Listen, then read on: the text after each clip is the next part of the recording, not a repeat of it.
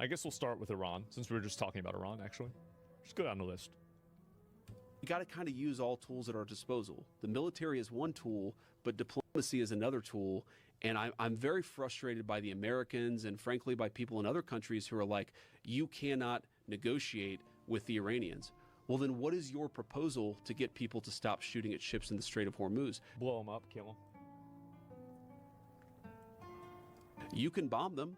You can take away their radar. You can take away some of their drones and some of their missiles, but it's just too easy to fire at ships in the straits. So you've got to actually be willing to talk and to try to figure out the problem. You have to get rid of the government and then have the government enforce it and stop the rest of them from doing it. What is their proposal? The people that think you shouldn't negotiate with Iran. I think that their proposal is to bomb and bomb and bomb. Yes. And the honest view, Joe, is that they do not actually have a solution. If you actually ask them, what do you want us to do? What is the goal that you're trying to achieve? You know, they'll say things like, we'll just bomb them to oblivion. Yeah. Okay, we can do that. We can drop a lot of bombs, but what does that accomplish if there's still a crazy person who's still unwilling to shoot a few drones at the Strait of Hormuz? I don't even see how negotiating with them is going to solve that, personally. What the president has done, I think very, very capably, is said, we're going to use military force in this situation when it's connected to something we're trying to achieve. Yeah. So if you shoot at ships, we're going to shoot at the facilities at which you used to shoot at the ships. Sure. But we're not just going to do something open-ended indefinitely. We're not just going to bomb and bomb and bomb. We're going to try to use our military force as one of the many tools that we have to solve the problem. And obviously, like, I'm biased, but I think that's exactly the right approach. I think you have to read between the lines a little bit, because if you look at what Mike Pence or some of the conservative hawks, like people who voted for us but have been very critical of me, very critical of the administration, if you actually look at what they're proposing, they just want the military campaign to go on forever, and they can't actually identify what it is that they're trying to accomplish. None of them can identify what it is they're trying to accomplish. And I read two things between the lines. I think some of them want us to accomplish a complete change in the government of Iran, to That's what I want. topple the clerics and to replace those clerics with somebody who's, much friendlier. But like, look, what is our experience with doing that? It's not awful. good. It's not good, right? And so, like, if the Iranian people want to rise up and change their government, that's up to them. But we're not going to. It's not, though, right? I mean, if they're getting shot and like massacred in the streets, then you've kind of got to get rid of them. I mean, like, I mean, like, they tried and they got massacred. Now the latest. And 150,000 ground troops in order to accomplish a change in a regime, unless the people on the ground themselves want to accomplish that outcome. Now, we're not going to send the troops in regardless, but like, to propose sending in the troops, you're basically saying that the U.S. military should do the job for the Iranian people. We're not in that business anymore. We're just not. And then I think a second outcome that people are whether they're aware of it or not, is what I call the Libya outcome. So if you look at the end result of our Libya policy... We should have never killed Gaddafi. He was a G. I always thought Gaddafi was super cool. I like the way he dressed. I like the way he acted. The guy was a badass. Should have never got rid of him.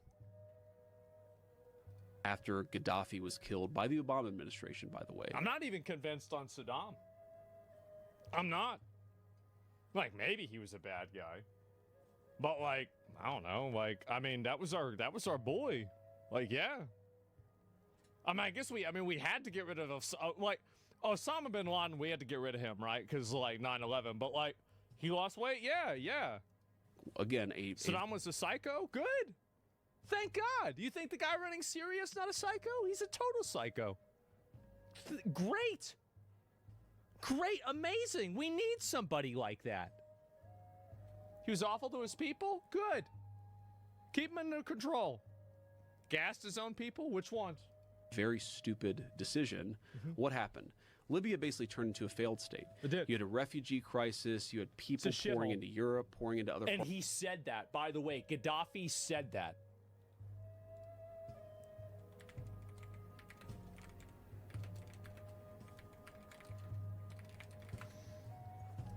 Look what he fucking dude. One of the most widely cited quotes from Muammar Gaddafi comes from 2010. Tomorrow, Europe might not even be European or even black, as there are millions who want to come in. We don't know what will happen, what will be the reaction of the white and Christian Europeans faced with this influx of starving and ignorant Africans. Man, if you do not pay me, millions of Africans will come knocking on your door. You're bombing a wall that stood in the way of African migration to Europe. You will burn in hell for thousands of migrants from Africa.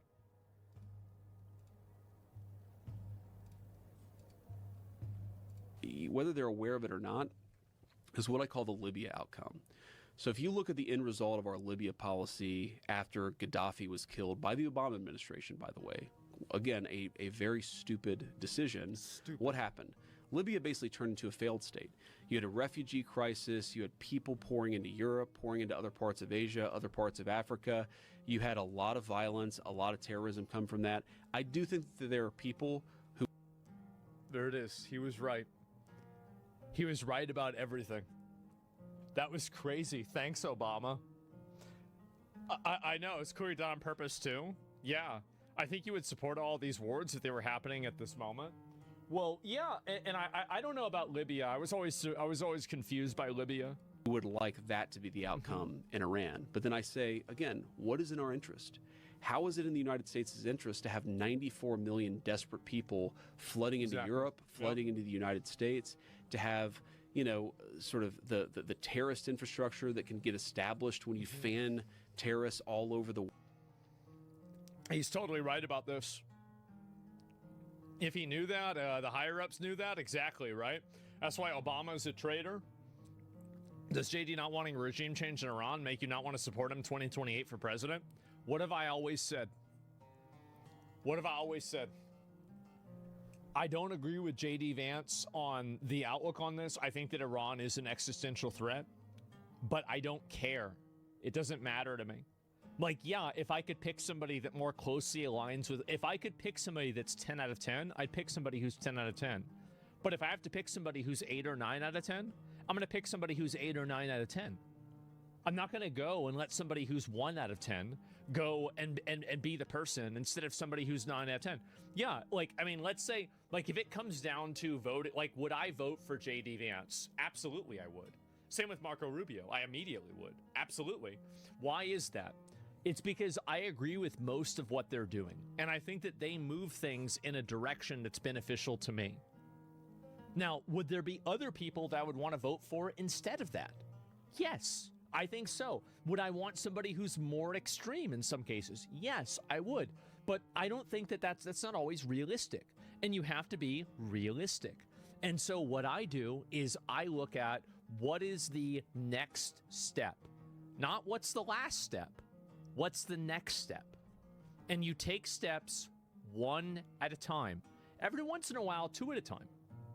But usually 1 or 2 at a time. You having to say this makes me wonder how people vote. I think that there is not a wrong way to vote. The only wrong way to vote is the way somebody else tells you to vote. I'm giving you my reasoning, and I think this is the way people should vote. But if you don't agree with the way that I see things and you think that things are different, you have every right to vote for something different. Does that make sense? So yeah, you don't need a tyrant to rule over religious you need a tyrant to rule over religious fanatics. I agree with that. Yes, definitely. You used to say you didn't vote because you didn't believe in choosing the lesser of two evils candidates, but now you're saying you'd vote for that. What changed your philosophy? What changed? Because yeah, I used to say not voting for lesser of two evils. The reality is that it's a case-by-case basis decision. That's really what it comes down to more than anything. It's a case-by-case basis decision, and I don't do or make any decision on anybody. Like, I have general principles that I make decisions on, but each individual decision specifically is going to be decided specifically, right? That, yeah, the lesser evil, yeah, right? I mean, that's a case by case, exactly. And I think also, like, I think I downplayed the cultural value of it. I think that the cultural value and the cultural implications of Trump winning the election were a lot larger than just simply what happens in Iran. I think that him winning the election has made a lot of impact in terms of, like, for example, how people see the country, or how they see, you know, America, or, you know, how they see things like DEI. And I think that the cultural value of that means a lot. And it's always better to have a win than an L. That's the way I would see it. And also, here's another angle for it, is that You got to kind of use like all. South Africans are getting murdered at, like, you know, very high rates by, like, random crazy people, and being murdered in a racial way, like they're being killed racially. And because of that, there are a lot of South Africans that are just simply totally okay with this, because they'd rather be murdered than be racist. And so there are a lot of people, I've realized, that will literally go down with their ship. And I think the best way to handle that is to just make it happen as fast as possible. Anyway, let me go back. Okay, here we go. Let me look at this. Joe Rogan Podcast, check it out. The Joe Rogan Experience.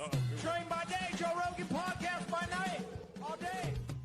That means I'm going to start until 10:30. I was thinking to myself, well, holy shit, that means I'm going to go to bed at like 4 a.m.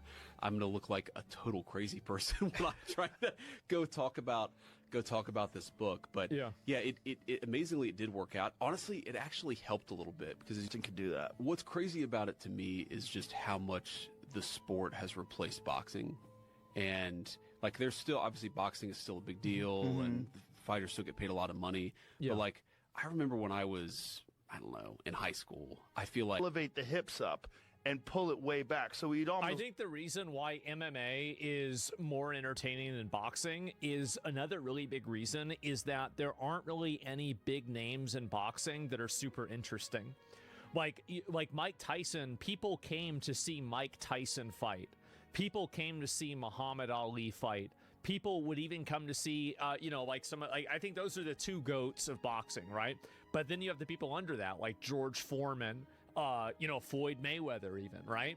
And like these guys, I think that the personalities really do carry MMA. MMA in a weird way is almost like wrestling, but it's actually real.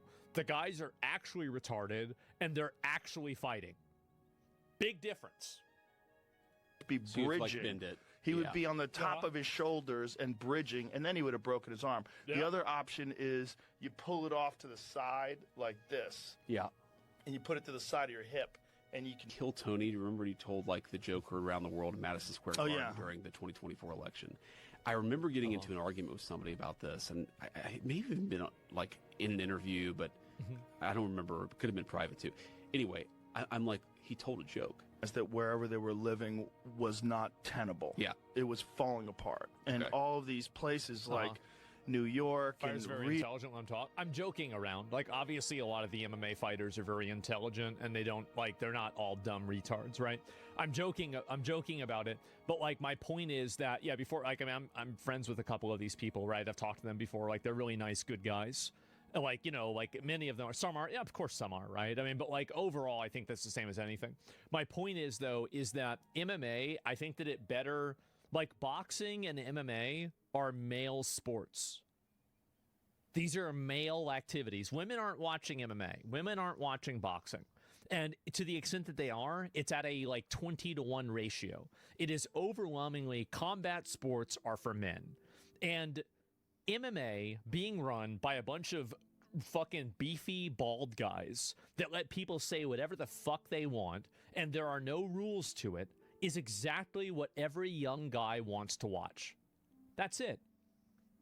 really California, like especially Los Angeles and San Francisco, they're falling apart. Sure are. And I have a bunch. Let me ask you this. Yeah. Why is it that large population centers, like places like Los Angeles and New York, are almost always run by the Democrats? Yeah. Like, what is it about?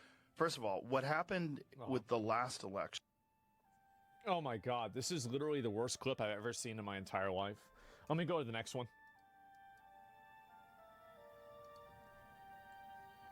This is a dude who knew everybody. He knew everybody. Jeffrey So, Epstein. look, So where don't did his know. money come from? Well, from given part of it is suspect tax advice and setting up tax schemes for a lot of very, very rich people. Right, but why was I think JD just held back on that. I think that he's like, well, ooh, I think he held back on that. Did you guys notice that? Watch it again, yeah. Well, from given part of it is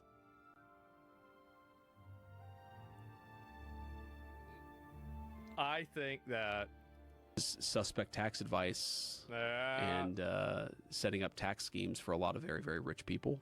right, but why was and he possibly motivated to influence academia, and what was the purpose? I don't know the answer to that question. I honestly can answer that. He's a control freak. He's a guy that wanted to control everything that everybody around him did. I don't think that you can, like, it was pathological with him. Like, he was trying to tell Bobby Kotick how to run Call of Duty. Unfortunately, Bobby Kotick listened. And now, like, Jeffrey Epstein was suggesting microtransactions. He's a control freak. He's a narcissist, yeah. I have theories. There's of course the Well, most people think he was Mossad. Mossad or CIA or some other deep state, whether in America or Israel or another Or country or both. Look, he clearly had connections to the highest levels of American intelligence. sure did. He clearly had connections to the highest levels of Israeli intelligence. He The sure dude who did. knew everybody. He knew everybody. That's crazy. Do you think there's still Epstein investigations going on? I'm sure there are here and there, but yeah. Oh, here. Uh-oh. JD Vance says he's being accused of being Israel. Here we go. But again, when I open up the pages of Time magazine and I see that there's a literal foreign influence campaign being funded to tank the very deal that I was pursuing, and oh, by the way, many of the people who were receiving that money were actually attacking me in completely dishonest ways, my response to that is, well, go to hell. I'm going to do what I have to do for the American people. I represent Americans first, and that's the way that I've tried to do this job. And Joe, the crazy thing is, I'm like, people don't realize this. I'm actually in this, there's this massive pro-Israel, anti-Israel debate in the United States of America. I'm like the reasonable moderate. And I think that's what so many people don't realize. I agree with him on this. I think that he's not super pro-Israel. He's not super anti-Israel. He seems like he's kind of in the middle. He's reasonable about it, yeah. I've been accused of being an anti-Semite. Oh. I've been accused For of, what reason? For what? quite literally for, I've been accused of trying to, I guess, some people say that I've insulted the Jewish religion, which is insane. Really? Like I have a ton of respect for the Jewish religion. But I mean, if you talk what about, specifically did you say? I don't know. I've never heard a good, compelling argument for why I'm an anti-Semite, even though I've been accused of being an anti-Semite by many people. Did you disagree with something that Israel did? You did? Okay, well then there you go. That's why. But what I say to these guys is Classic look at public opinion. mistake. Look at the way young Republicans versus Republicans over the age of 65 approach this issue. Yeah, it's literally like the opposite. Where like old Republicans like 80-20 support Israel, and young Republicans 80-20 don't support Israel. Like right now, Israel Crazy is difference. losing the public opinion battle in the United States of America. It is a simple and obvious fact. The Vice President of the United States just said that publicly. That's fucking crazy. Oh my God. I think that's a really big deal. Trump has said that publicly. It's a simple and Why do obvious you think fact. that is? Well, let me finish this point. Okay, go ahead. Okay, my attitude towards this is Israel is an ally. Like France or like the United Kingdom, Sure. We're going to have disagreements with them. We're going to have agreements with them. There are areas where we're going to have similar interests and areas where our interests are going to diverge. So my approach to this is to say, you know what? When we're partnered, great, let's work together. And we're not, let's just be honest about it. And By the way, this is exactly what I've said this is what I want to hear. This is exactly the way that I feel. for that, Yes. people attack me for being an anti-Semite or anti-Israel, and they don't see the writing on the wall Right. that I'm actually just the guy advocating for a normal relationship Exactly. with a normal country that's based around shared interest as opposed to based around, something else. So why is Israel losing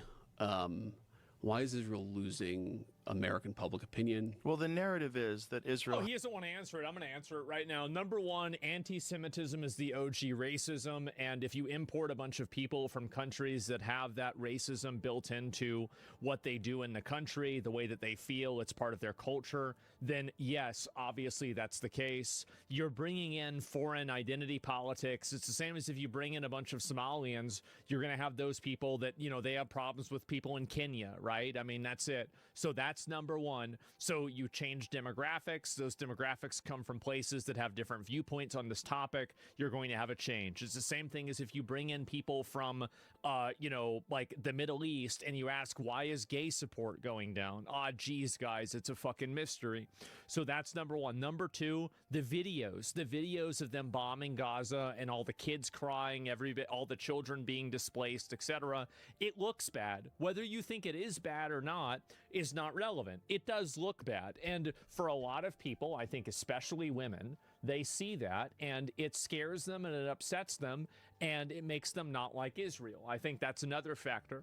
I think another third factor is AIPAC. AIPAC and the fact that we have all these Israeli flags flying around in our congressmen's rooms, I think that's a huge problem. I see an Israel flag in an American congressman's fucking office and I want to send that guy over to fucking Israel. I'd say the same thing with Somalia. I'd say the same thing with fucking anywhere else. Like, if you think this country is so great, get the fuck out of here and go over there. And so anyway, Ted Cruz, Ted Cruz is one of them. Randy Fine are one of them. And I like Ted Cruz. I like Randy Fine. But the reality is that fuck you. You can't do that. Get that fucking flag out of here. You're an American, Mike Huckabee. Yeah, there you go. And so there's that. And then on top of that, there is the reframing of criticism of Israel to criticism of Jewishness and anti-Semitism categorically, and then assigning that a unique evil that is separate and different than any other form of racism, as if they have the monopoly on being oppressed. I think on top of that, it is Israel, AIPAC, ADL, and all of these other, tangentially aligned organizations that are trying to create ways that they can socially pressure people into not criticizing their country's decisions. Like, for example, like making rules and like trying to do censorship and stuff like this. So all those are the reasons why people hate Israel. I would say those are, and that's in no particular order, by the way. But like, those are the reasons why people hate Israel. Has a very disproportionate effect on American politics. Yeah, I see that. I see that narrative. I actually think that... Bro, like, how are you going to say it's not true whenever there's... how many people have other flags of, like, France, the UK, Germany flying around in their offices? It's only Israel. We have dozens of other allies around the world that we have close relationships with, whether it's Japan, Canada, even Mexico to a lesser extent, but especially the European countries. There's probably another one that I'm not thinking of right now that's a big ally. But in general, we have a lot of these allies, but we're never actually activating on that on the same level that we do with Israel. We don't see their flags. Australia. You don't see any of these other flags around. It's only Israel flags. That's the reason. And by the way, it's the same thing that I said with like the Helen of Troy, DEI casting stuff, all this bullshit. Average people, like, this is what's crazy about the human mind, is that a lot of people understand when something's fucky, but they might not have the critical thinking skills or the IQ to be able to really verbalize why they think it's fucky. But their brain, their instinctual, ape brain, lizard brain in the very back of their mind tells them, because it's evolved for thousands of years to notice these trends and to exist subconsciously, and it's telling them something's not quite right. Something's not. I'm detecting a pattern here, and they might not even understand it, but it's there.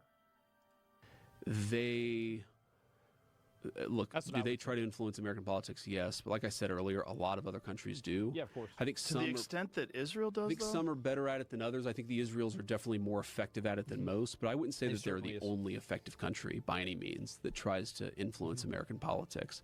I just think you have to be self-aware about it. I mean, why wouldn't you? It's a country of 9 million people. We have 330 million people.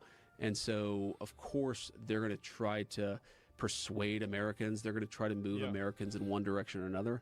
I think that's just the nature of the beast. I think Israel is unique, too, because Israel is a projection of Western and American power in the Middle East. That's basically why, that's why Israel is different.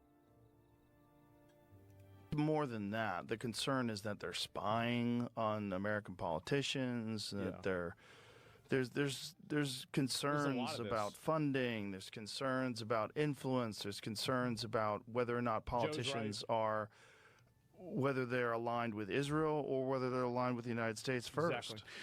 Well, there's certainly, I definitely get those concerns, but my sense is that the way that all foreign influence works in the United States is people try to manipulate American public opinion, and then from manipulating a public opinion, they try to get the outcomes that they want. I mean, this thing He's right. I mean, he's obviously right. is a very good example of this.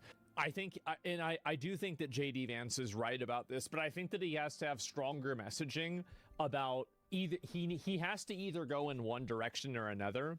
I think that he's too wishy-washy about it right now, and he's just he's saying I basically understand how you feel. And I don't think that's enough for these people one way or another. It's not enough for the pro-Israel people because they're like, well, then why aren't you helping us? And it's not enough for the anti-Israel people. It's like, well, why aren't you calling out this foreign influence, right? Because I do think that, yes, Israel is way, way better at, foreign influence than, let's say Zimbabwe is. So, yes, while other countries are trying to influence American politics, we have to look at which countries are doing it, which countries are effective, how they're doing it, and if the way that they're doing it is beneficial to America at all, or if it's just purely damaging. So, yeah, that's the way I would see it. And let me see. Oh, yeah, this is a voter ID. And I think they cheat. And I think they've been doing it forever. And Absolutely. I don't think there's any other reason why you would have no voter ID. And they try to say, oh, it's racist to have voter ID. Is it racist to buy alcohol? What are you talking about? Do you think other races are incapable of going to the DMV? That's insane. Yeah, it's racist. It's actually super racist. That's It's- really right, racist. the implication of their argument is literally like blacks and Hispanics cannot go to the DMV to get an ID. By the way, if you look at the He just says it. He just fucking oh my polling, God. Black Americans are as pro-voter ID, even though most Black Americans vote Democrat, they're still pro-voter ID as much as Yeah. white Americans is. Or Most white Americans are voter. So They this is a want voter crazy ID, thing. except Yeah. for operatives. So I'll offer on the Joe Rogan podcast this deal as vice president of these United States that if Democrats really don't think that there's any cheating, Mhm. give us voter ID. I just don't know Give us how voter it's ID, not. and we'll stop talking so Why much is that about not elections. a federal thing? We are trying to make it a federal thing. So we are right now trying to pass the Crazy they don't have voter ID. Save It's America ridiculous. Act. One of its main provisions is a Crazy they don't have voter ID. Save It's America ridiculous. Act. One of its main provisions is a requirement that you do voter ID. And we actually have, I think, a majority of the Senate that would Completely fucking agree on this one, right? Yeah. Corrupt emotional retards. I know, man. And then here we go. Is this more Jeffrey Epstein stuff? he clearly had connections to the highest levels of American intelligence. Part of this I he saw. clearly had connections to the highest levels of Israel. And I try to make this point. It's one of the reasons why I'm always careful, and I say there are some elements within the Israeli government who don't like our peace process, because there are a lot of elements within the Israeli government that actually do like our peace process. The Israeli government is probably the same as the American government, where it's comprised of a bunch of people with different political opinions. There are probably some people who think Benjamin Netanyahu is amazing and some people who think that he's evil. Recognize probably, that this right? indefinite campaign is not good for them either. And the Epstein thing is interesting because as much as I know, Prime Minister Netanyahu, not a particularly popular person in the United States of America right now, Epstein seemed to be connected to the elements of the Israeli deep state that were left of center. Like, I've always found that fascinating. It wasn't like he was super connected to the right of center of Israeli politics. America, he was connected across. He was across the board. Yeah, that's true. And what is this here? J.D. Vance admits Joe Rogan, Joe Biden is guilty of mishandling Epstein file release. That's true. Absolutely. But I definitely think you have seen this very discreet, extremely well-funded campaign to try to derail the negotiation and try to derail the deal. And, there's this Time article that came out yesterday. A friend sent it to me. It's like worth reading because it lists a bunch of people who have quite literally been paid by a former Trump campaign person. Low C hype, low C hype. Welcome to League of Legends Classic Season 3 from 2013. But it's actually 2026 models disguised as the old versions of the champions on the 2013 map, with some champion kits from the League beta in 2009 in this special Frankenstein edition of the game, where every ability looks out of place due to modern skin ability effects and models on the 2013 map, in a version of the game that's meant to replicate Season 3 League of Legends, but all the champions look like they're from Season 2026, and if you want your champion to look like it's from League of Legends Season 3, you have to get your credit card out and start swiping for every single skin, and I have to say this is the best version of the game I've ever played, not only because I can afford every single classic skin and the amazing battle pass, but I get to play against high skill opponents like this Soraka mid that I completely dominated. Killer! Chaser! Come on! What? Jungle? Oh, you're not ready for this. Boom! Or trying to kill me, Warwick? Absolutely no way. Oh, here we go. Think you got away? Think again. Eat this. God, kind of feel like I'm bullying the guy. Oh, guess that's what it feels like to play Kassadin, the most underpowered champion in the game. Eat this.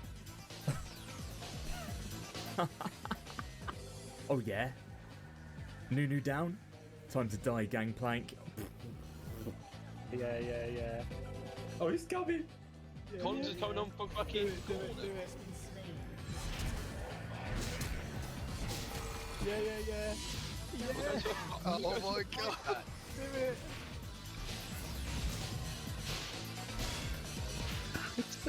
Fucking sensational!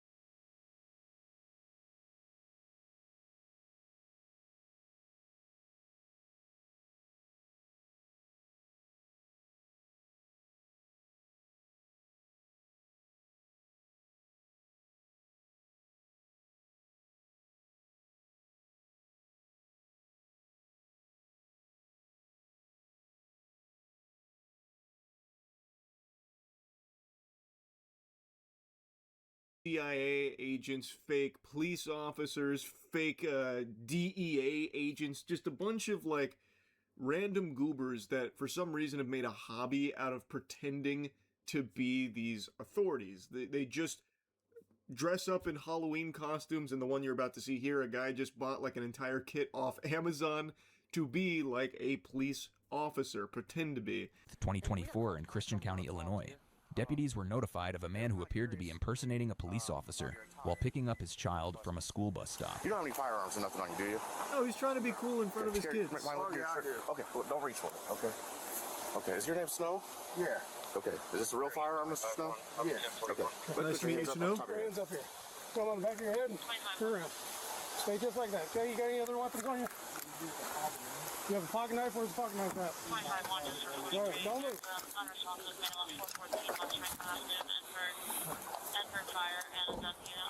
What are you doing to Agent Snow?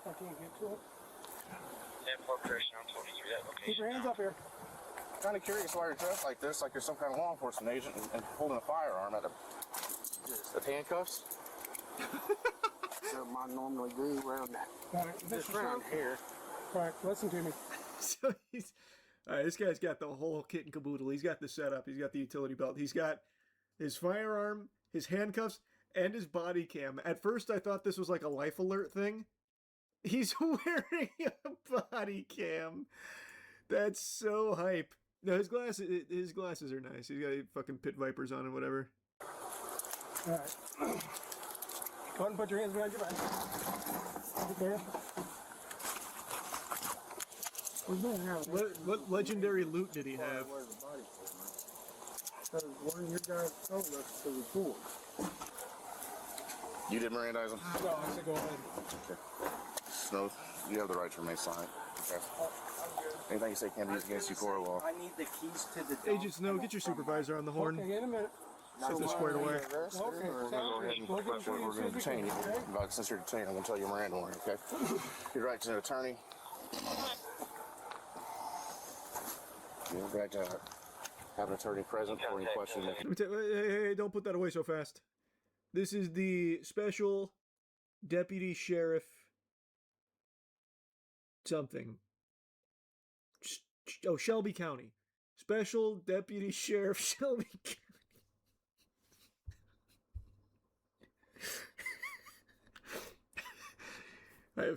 My apologies, Agent Snow.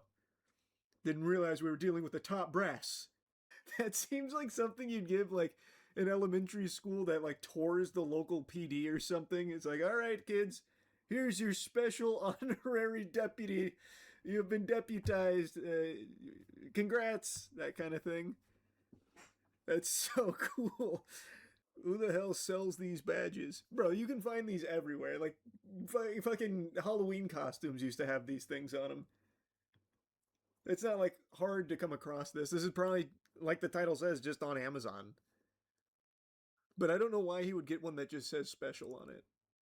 He could have got a much cooler one. It just says, like, hardcore. The dope deputy sheriff. The bad-assalizer deputy sheriff Shelby County. That's something you find from a stripper cop outfit. Yeah. He's got a cool setup, actually. Agent Snow, I'm very impressed. So he's got his body cam taped to his chest. He's got his pin here, just in case, you know, doing his paperwork when he's making the arrests at the bus stop. I think this is a pager. Maybe. And then he had his phone over here. He's got tons of pockets. And don't forget the earpiece. Well, the earpiece is the most important part. He's got DARPA on the horn. He's working directly with the Future Crimes Division. Had it for cool. It's an old Elvis Presley thing. I'm a big Elvis fan. Elvis I never Presley carry thing. it outside of my pocket. I just leave it clipped to my pocket inside. The badge goes inside my pocket. You understand where we're coming from, though? You've got a body camera on, you've got a duty belt on, you've got a gun, which, as far as I know, you're not supposed to have on you. You have a badge, because you don't have a valid FOID, so you can't have a gun. Correct? No, I don't. And you know you don't have a valid FOID, but yet you're carrying a pistol on yourself. And what seems to be this is Agent Snow we're dealing with. His clearance far supersedes the law. He's way above and beyond it. I don't. Why are we lecturing Agent Snow here? Show some respect. You got priors for impersonating a public official? You want to go down there? Oh, he's done it before. Yeah, I did. Well, yeah, about that. What's going on? What are you doing to Agent Snow? With Mr. Snow. Step back here. Okay. What's your name? Dickie Snow. I'm Dickie. Dickie. Oh, step over here. I'll talk to you, Dickie. Okay, you want to separate yourself? That's fine. Well, I mean, I don't want to get in your way. Mr. Snow, from everything that you have on you, and everything that we've been told, the reason why we're here is because people say that you've been impersonating a police officer. Okay, you have the badge, you have the gun, you have everything else. That's why we're here. That's why we're out with you. Who would say such a thing about that, Agent Snow? He's made very powerful enemies, but this is going too far. This is going way too far. The gloves have come off. Impersonating a police officer, Agent Snow. Well, I never. Clearly the Russians, yeah. Cobra Commander, maybe. I don't know. Skeletor. So, Agent Snow has got some very powerful foes. Once we know that you have the firearm on you and you don't have a valid FOID, that's why you were being detained. Okay. You're under arrest for possession of a firearm without a valid FOID, and I'm going to say impersonating a police officer. Because you have everything on you to be look like a police officer. I don't tell anybody that I am a cop. If somebody's seen the badge. That's what we got called here, is because they said they thought you were a police officer, or you're acting like a police officer. So we look into it, and we find you got criminal history with impersonating a public official before. You don't have a FOID card, okay? But you have a radio, you have a badge, you have a gun, you have body cams. You have handcuffs. I don't use them for nothing. I just carry them. Yeah, who doesn't? You can't carry the gun at all, period. So can I call my wife real quick, let her know I'm going to In a minute. So, I am so confused, Agent Snow. It actually does sound like he just gets all this gear on, slapping a body cam on, just to, like, patrol his yard. Why? Why? Just for LARPing purposes? I guess. Sounds like the school bus was over there, right? Yeah, I mean, the only thing I can think of is that he told his boy, you know, that he's like a cop or something. Like maybe his kid, you know, thinks cops are cool, and he's like, well, you know, I myself am something of a cop. And his son's like, really? That's awesome! So then he tells all his friends, and now he's got to commit to the bit. So now every time the bus comes by, Agent Snow gets his accoutrements and just walks around the yard. Like a little kid pretending to be a wizard in the backyard. Yeah. Kind of sweet if you really think about it. Like, if that's actually what he's doing, yeah. It sounds like that's not... I feel like it's probably not the case, considering he has priors with impersonating officials. Like, I don't think he tells his son, like, you know, I'm also, like, a judge. Did you know that? I'm also, like a firefighter, too. Like, I don't know. It probably is just one of those things where, for some reason, there are people that just do it. Just love to impersonate officials. For no other reason other than to just do it. All risk, no reward. Yeah. Maybe makes them feel important and powerful. I guess that's possible. Yeah. Do you think you could be a convincing fake cop? Oh, I know I could be a convincing fake cop. Oh, I'd crush it in that role. You're talking to Officer Greg, bro. You know I could. I'm gonna go get a bag for all this. Okay. Right now you're being charged, like I said, with possession of a firearm without a FOID. At least they let him keep his earpiece. Impersonating a police officer. Okay?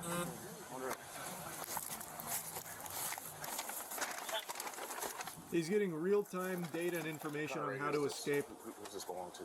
Like Ethan Hunt. He's got his team in his ear right now. I just bought it off the internet. T-minus 30 seconds. That's your window. Get ready to run. Radio. It's gotta be, I've gotta have it programmed where it's like zones. You popped up like a ham radio is what they are. So start on What about the body camera? Where'd you get that off of? Amazon. Nice. What about the tactical lip balm? Because they've been going by, we've had target practice yesterday. Come on, I'll show you that. Sure. Where are we going? Little side quest.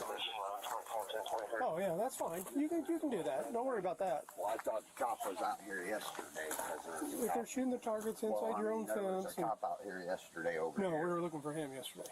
Well, Because we've had reports. Well, what my old lady thought, Yeah. that one of the neighbors or somebody. Gotcha. Because that's just the worst fucking problem neighbor I got.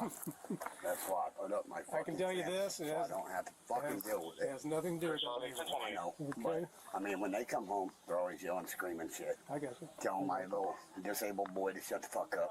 Because he's trying to play trumpet for band for school. Gotcha. So the dude said what he said, and I told him, I said, you tell my son shut up one more fucking time, I'm gonna shut the fucking mouth. That simple. He shut up and he went in the house. But my There's something actually kind of endearing about this. He just wants to tell a story. He's like, officer, come here. Let me tell you about my fucking neighbors, bro. I hate these guys. Listen to this. Listen to this. You're not gonna believe this, dude. I don't know. There's something kind of sweet about that. I said the worst I do is smoke pot on my own fucking time because it's legal, and I mellow down. You know, that's all I do. Smoke weed. It's legal. As long as you do it the legal way, sure. I don't smoke it around the kids, and I don't smoke it in the I'm not house. saying you are. You don't have to I'm just explain it. saying. I know, but you ain't got to explain it to me. I don't smoke around the kids. I don't smoke in the house. I smoke out in the shed or sitting out here. But they was I hope he offers this guy a joint. Officer, you want a joint? Yeah. So she come out chewing the kid's ass, and the cop was looking across the yard at her and smiled at her when she said, "Boy, I'm your mom, and you will listen to me." Gotcha. And yep. No. that's like what I said. thought yesterday is they was here because my boys were target practicing, and I was like, well, you can't take the BB gun or whatever and go all the way through all three. So I got 3 targets there and 4 targets on the bottom and the fence. Yeah, but you know why we're here now, so. Okay. I do, because I was like, All right. And as long as you're sure there's I was no like, what the hell's going on? There's no more guns in the residence. It's your residence. No. Wait, do you want to hear another tale? Wait, come back. You got up front. You got the lights in it. What color are those lights on the light bars? They don't. The car don't even run. It doesn't even run. The color of the light bar, though. That was sweet. No, that was just kind of sweet. It's all, like all Yeah, white it light. don't even work either. I hope he makes another cameo appearance. You just hear him like on the fence, like shaking it. Wait! I didn't tell you about the time I went to Denny's. You don't mind if we just No, go I check don't want you ourselves? looking at it. You guys done got me. I mean, So we got to tow it and get a search warrant for it? Yeah. Okay. well, if you guys gonna tow it, then go ahead. We'll take you over to the white car down there. White SUV. Passenger side.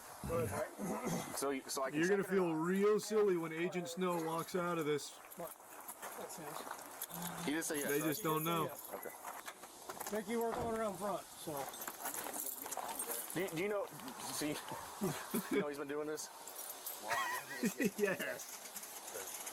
I didn't feel comfortable with him and Chip, because one day he called his mom a bitch, cunt, and a whore. I took his big ass and I put him into the refrigerator, and I hit him hard enough to, with just chest bumping him, I hit him hard enough to put him in the refrigerator and watch the refrigerator do that number. Other than that, I don't know. Okay. What? So obviously you know why we got called here then, because I mean, Well, you didn't like it. It drew suspicion. Well, obviously, I mean, just standing out here like that. Yeah, fuck school bus. Got cameras. That's right. You know, fucking obvious. Do you know anything about if we don't have the keys here? Do you know where the keys could be? I don't have no clue where the keys would be. Just fucking deputize this guy. Like he makes a great sidekick. He's like, oh man, yeah, no, he walks around here. Did I tell you about the time he chest bumped me and I fucking beat the shit out of him and threw him into a refrigerator? I like that guy. I'm with me. No. He's just following him around now. When I was fucking 15, 16, I said, "Hell yeah." I told him that. I'm not gonna lie, when they were walking up, I thought this was a fake police car that Agent Snow had put together. That would have been incredible. Can you imagine? Have you seen this car move, Dickie? This one? Yeah. This one ain't.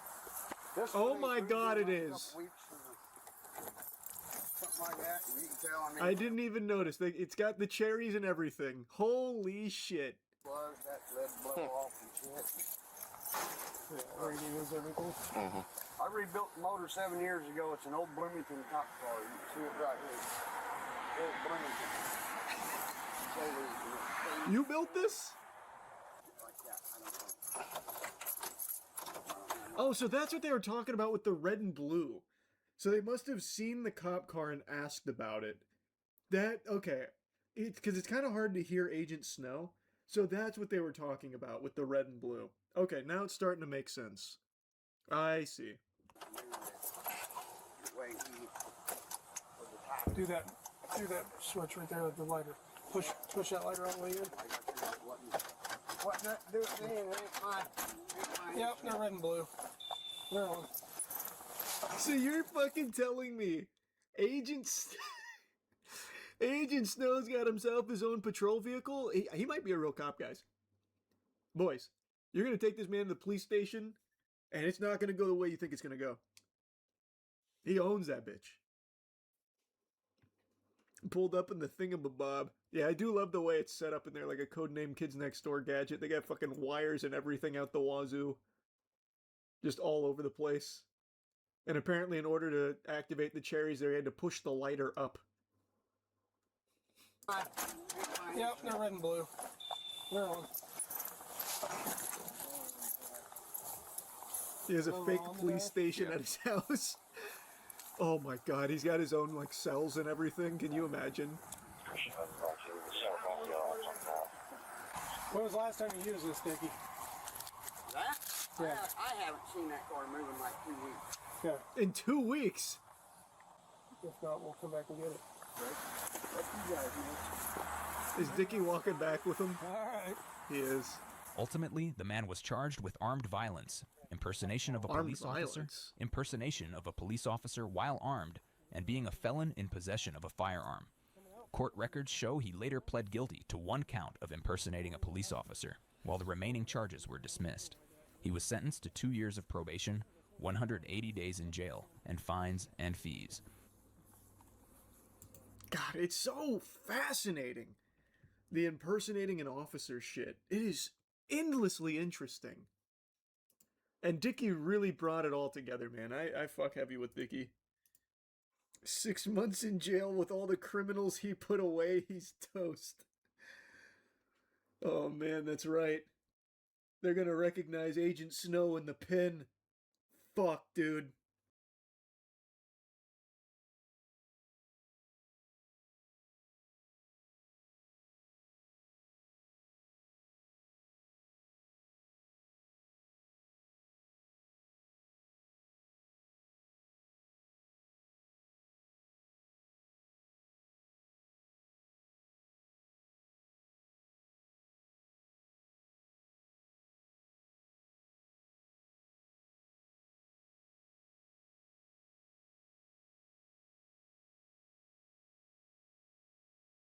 Stop what you're doing. We've got an emergency afoot. What's luckier than winning the lottery? Getting a license plate that has the word ass in it. That's right. And this gift was bestowed upon a 70-year-old woman who I feel at first didn't really appreciate it, but began slowly to warm up to it. The top at 5:30, a Pompano Beach woman is trying to unravel the mystery behind a racy license plate. And there you see her holding it up. She was sent this when she renewed her tag. It should have been me, not her. Squeeze ass. Now, she was wearing a pretty wacky shirt there for the interview that said that she is right now the oldest that she ever has been. So, it feels pretty lighthearted, but when she first received this license plate, it seemed more disappointed than anything. Disappointed, confused, maybe even slightly appalled even, when really the initial response should have been jubilation. To get that license plate squeeze ass is a very rare thing indeed. And I didn't know I was getting a plate. When Nancy Delastrita went to collect her mail, she got quite the surprise, a new license plate with her vehicle registration renewal. And I looked at it, and I said, I don't think so. The plate reads SQ. At it, and I said, I don't think so. The plate reads SQZ-A55, but from a distance, those 55s can be read as S's. Well, you get the picture. You bet your sweet bippy I get the picture. Who doesn't? Who doesn't love a little bit of squeezing ass, a little honking on the cheeks? It's a universally appreciated activity. And to be able to proudly display that on your vehicle daily, my goodness, the heavens smiled upon you. I can't fathom getting such a immaculate gift from Santa's workshop and then saying, I don't think so. I was disappointed to see her express that. Squeeze blank.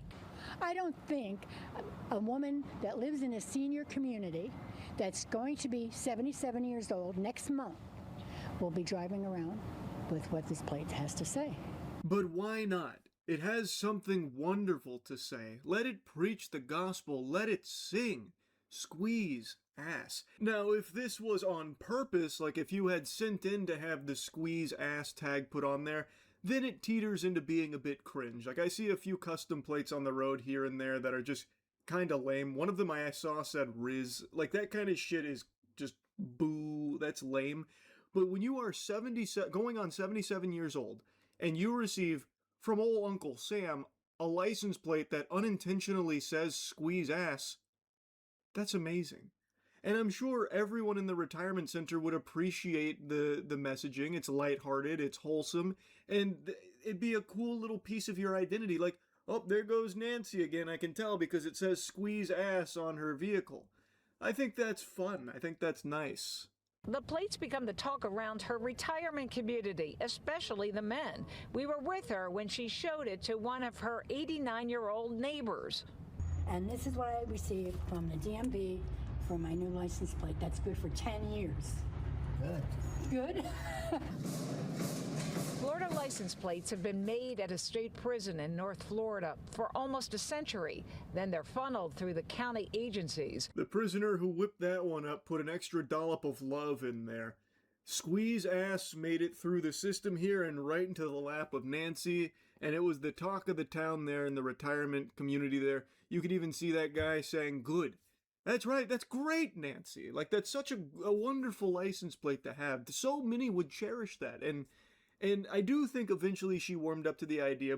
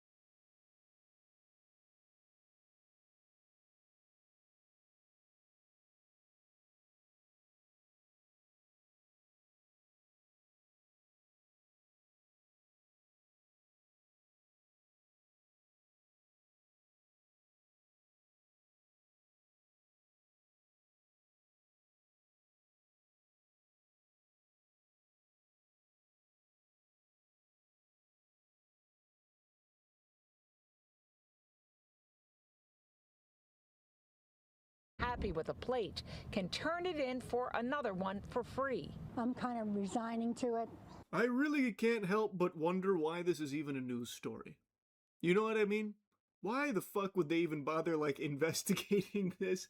They went to the office to get information on something they could have looked up on Google in 3 seconds on how to replace a tag that you don't want, or if it's faulty or something wrong with it or whatever. But boots on the ground is appreciated, I suppose. So they march in there, cameras on, asking about ye old squeeze ass plate. What can be done about this? And they're just telling him, like, yeah, I mean, we can replace it for free if you don't like it or something. If you're not like a fan of buttocks, if you're not a fan of firmly grasping tuchus, we can do something about it, I suppose. But Nancy comes around to it. She said she's kind of resigning herself to it now. I think she's starting to see the light there and what this can bring to the community and how much fun it can be to have such a whimsical tag. And I figured maybe it was just destined to be on my car. So for now, Nancy's keeping the tag, although she is planning to let the state know about it. She'll see the reaction when she goes public with her new plate. I can handle it if I get a few honks here and there. Actually, being over 70, I might like a few honks. Now, full disclosure, Nancy is mother to one of our company managers. Well, so there's the answer. It turns out Nancy is the mother to one of the company's managers, so I'm assuming it went like this. It's a slow news day. What do we got going on? Well, I mean, my mom gave me a call. She got a cool license plate that says squeeze ass. Perfect. We'll be out there this afternoon to get the scoop. There's something kind of oddly sweet about that, to be honest. Like, it seems like Nancy appreciated the coverage, and as she said, you know what? Maybe it was just destiny. Maybe this is like, Batman, encountering bats for the first time. This is, I think, a big moment, and it's something that she even said, maybe there's something to look forward there. Like, if people honk at her, you know what? Maybe that'd be kind of nice. I don't know who would see that license plate and then just start honking like it's a cartoon, like, ooga, squeeze ass, and you just fucking hammer on the horn. I don't know how frequently that would happen, but maybe. I guess it's possible. That would be kind of concerning behavior. That would be like a Neanderthal doing that. But I mean, yeah, I guess that'd be kind of cool too, I suppose. Anyway, now the broadcast signs off saying that they're still keeping their finger on the pulse here to get to the bottom of how this happened. Why? I can tell you how this happened just by chance. Like, it wasn't some nefarious scheme here. In Florida, they use just a random assortment of letters and numbers. This was bound to happen eventually. I'm also confident it's not the first time it's happened. It's just one of the few times it's been covered on mainstream news outlets. Like, I bet there are hundreds, if not thousands, of people around the country right now with all kinds of different variations of ass in their license plate. And good heavens, I hate to say it, I dare not, but I shan't resist. They probably have even worse on their tags as well. I imagine they probably do their best to avoid that from happening, but pumping out so many random numbers and letters on these license plates for so long, it's gonna happen eventually. And there are infinite examples to pull from with crazy license plates spotted in the wild. Like this classic, for example, late for anal. Eventually, the owner of this magnum opus did have a license plate change. But the point is, it's not uncommon. There's plenty out there. But the point is, it's not uncommon to have a license plate change. But the point is, it's not uncommon. There's plenty out there with ass, anal, all kinds of naughtiness on the plates because it's just random. So it's going to roll to that kind of shit eventually. But hats off to Nancy for getting a good one here. That's really about it. So yeah.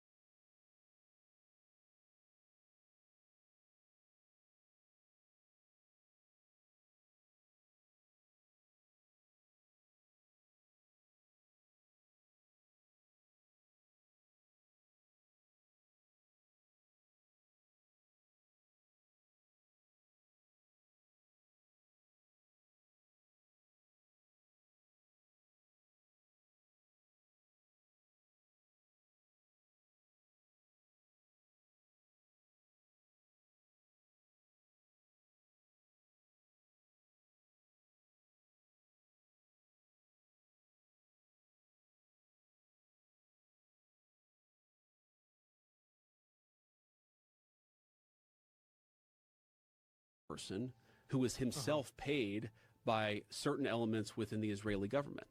And those people are attacking me viciously for quite literally trying to accomplish the negotiation objective that the president set for the country. You see, this is the kind of stuff that universal suffrage creates.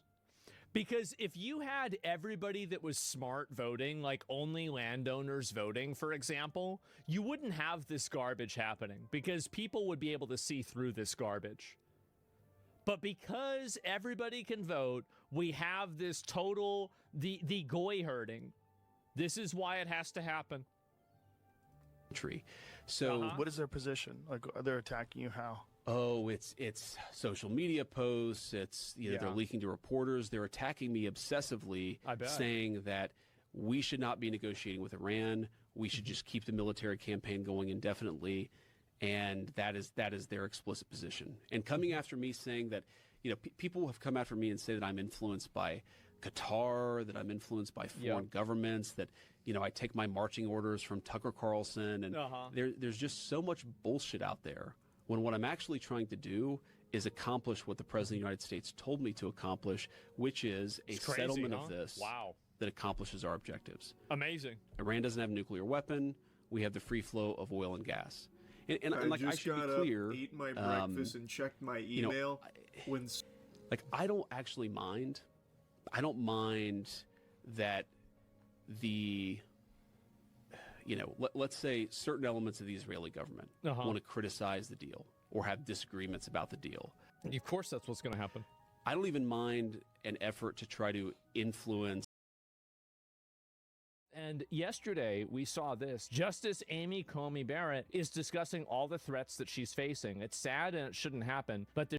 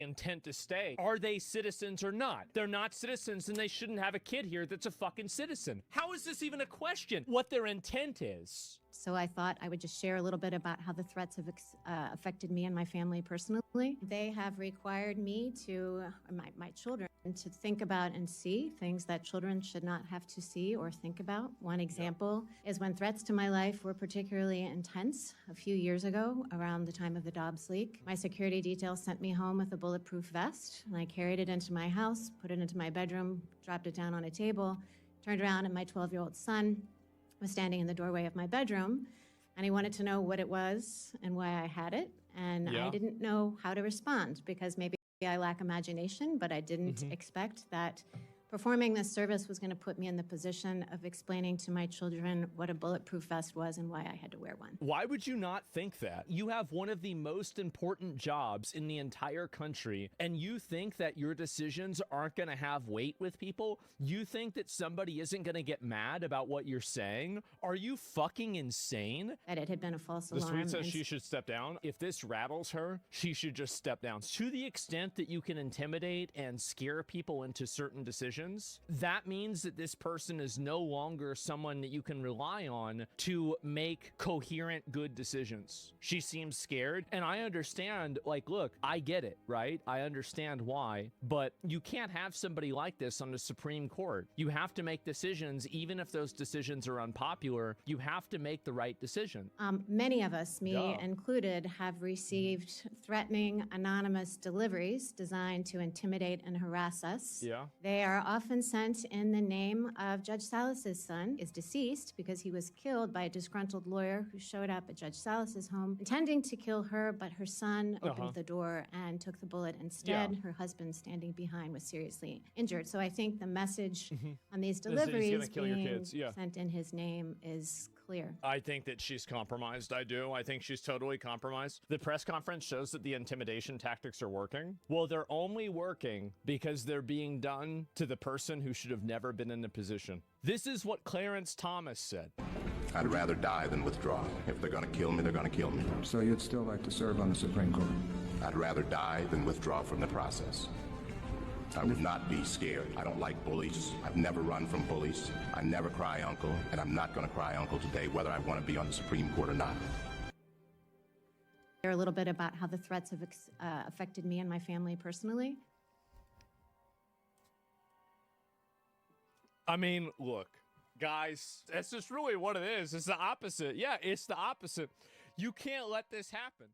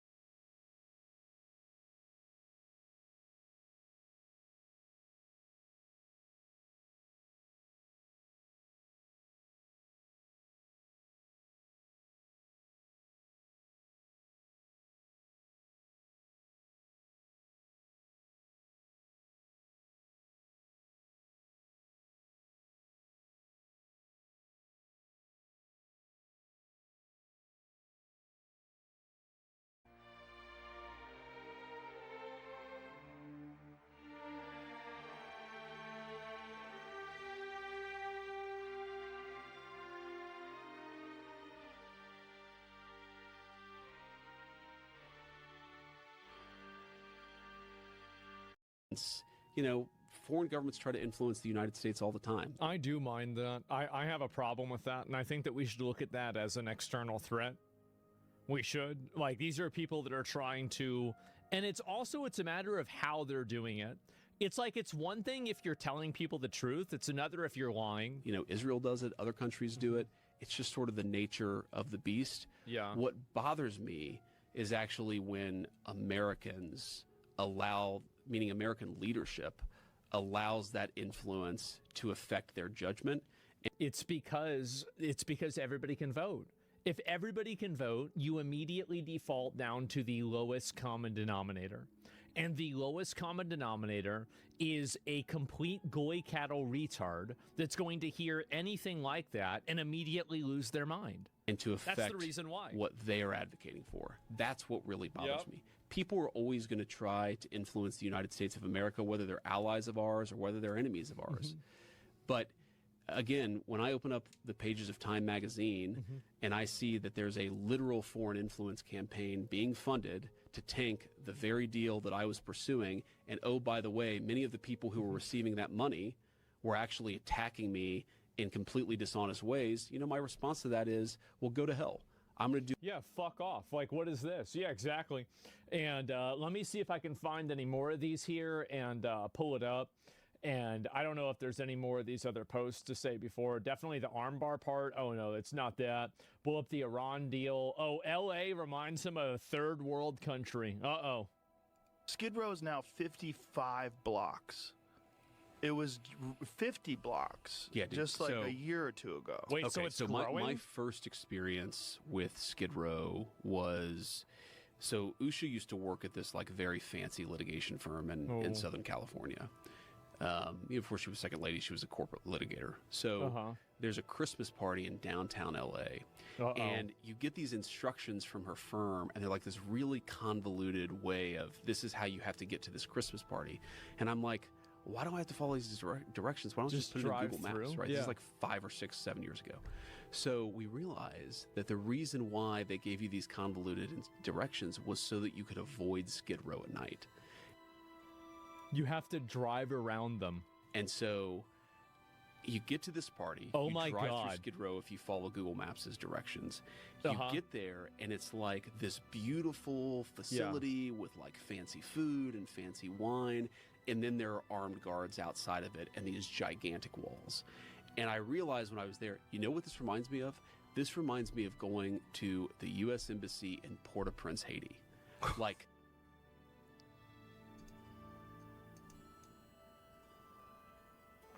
I can't believe they have him on here just wilding out saying this shit. Holy fuck, man.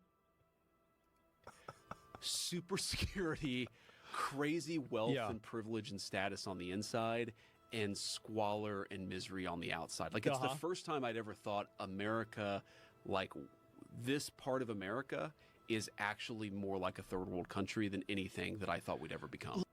Holy fuck, man. He just, okay, well, there you go. And I don't know what to say. It's just fucking insane to see that. It's worse than a third world country. This episode is great. I'll watch probably one more. This is the other big one. It's just very disheartening that you have to consider the fact that it's really possible that the elections get stolen. And the California one was a big one for me.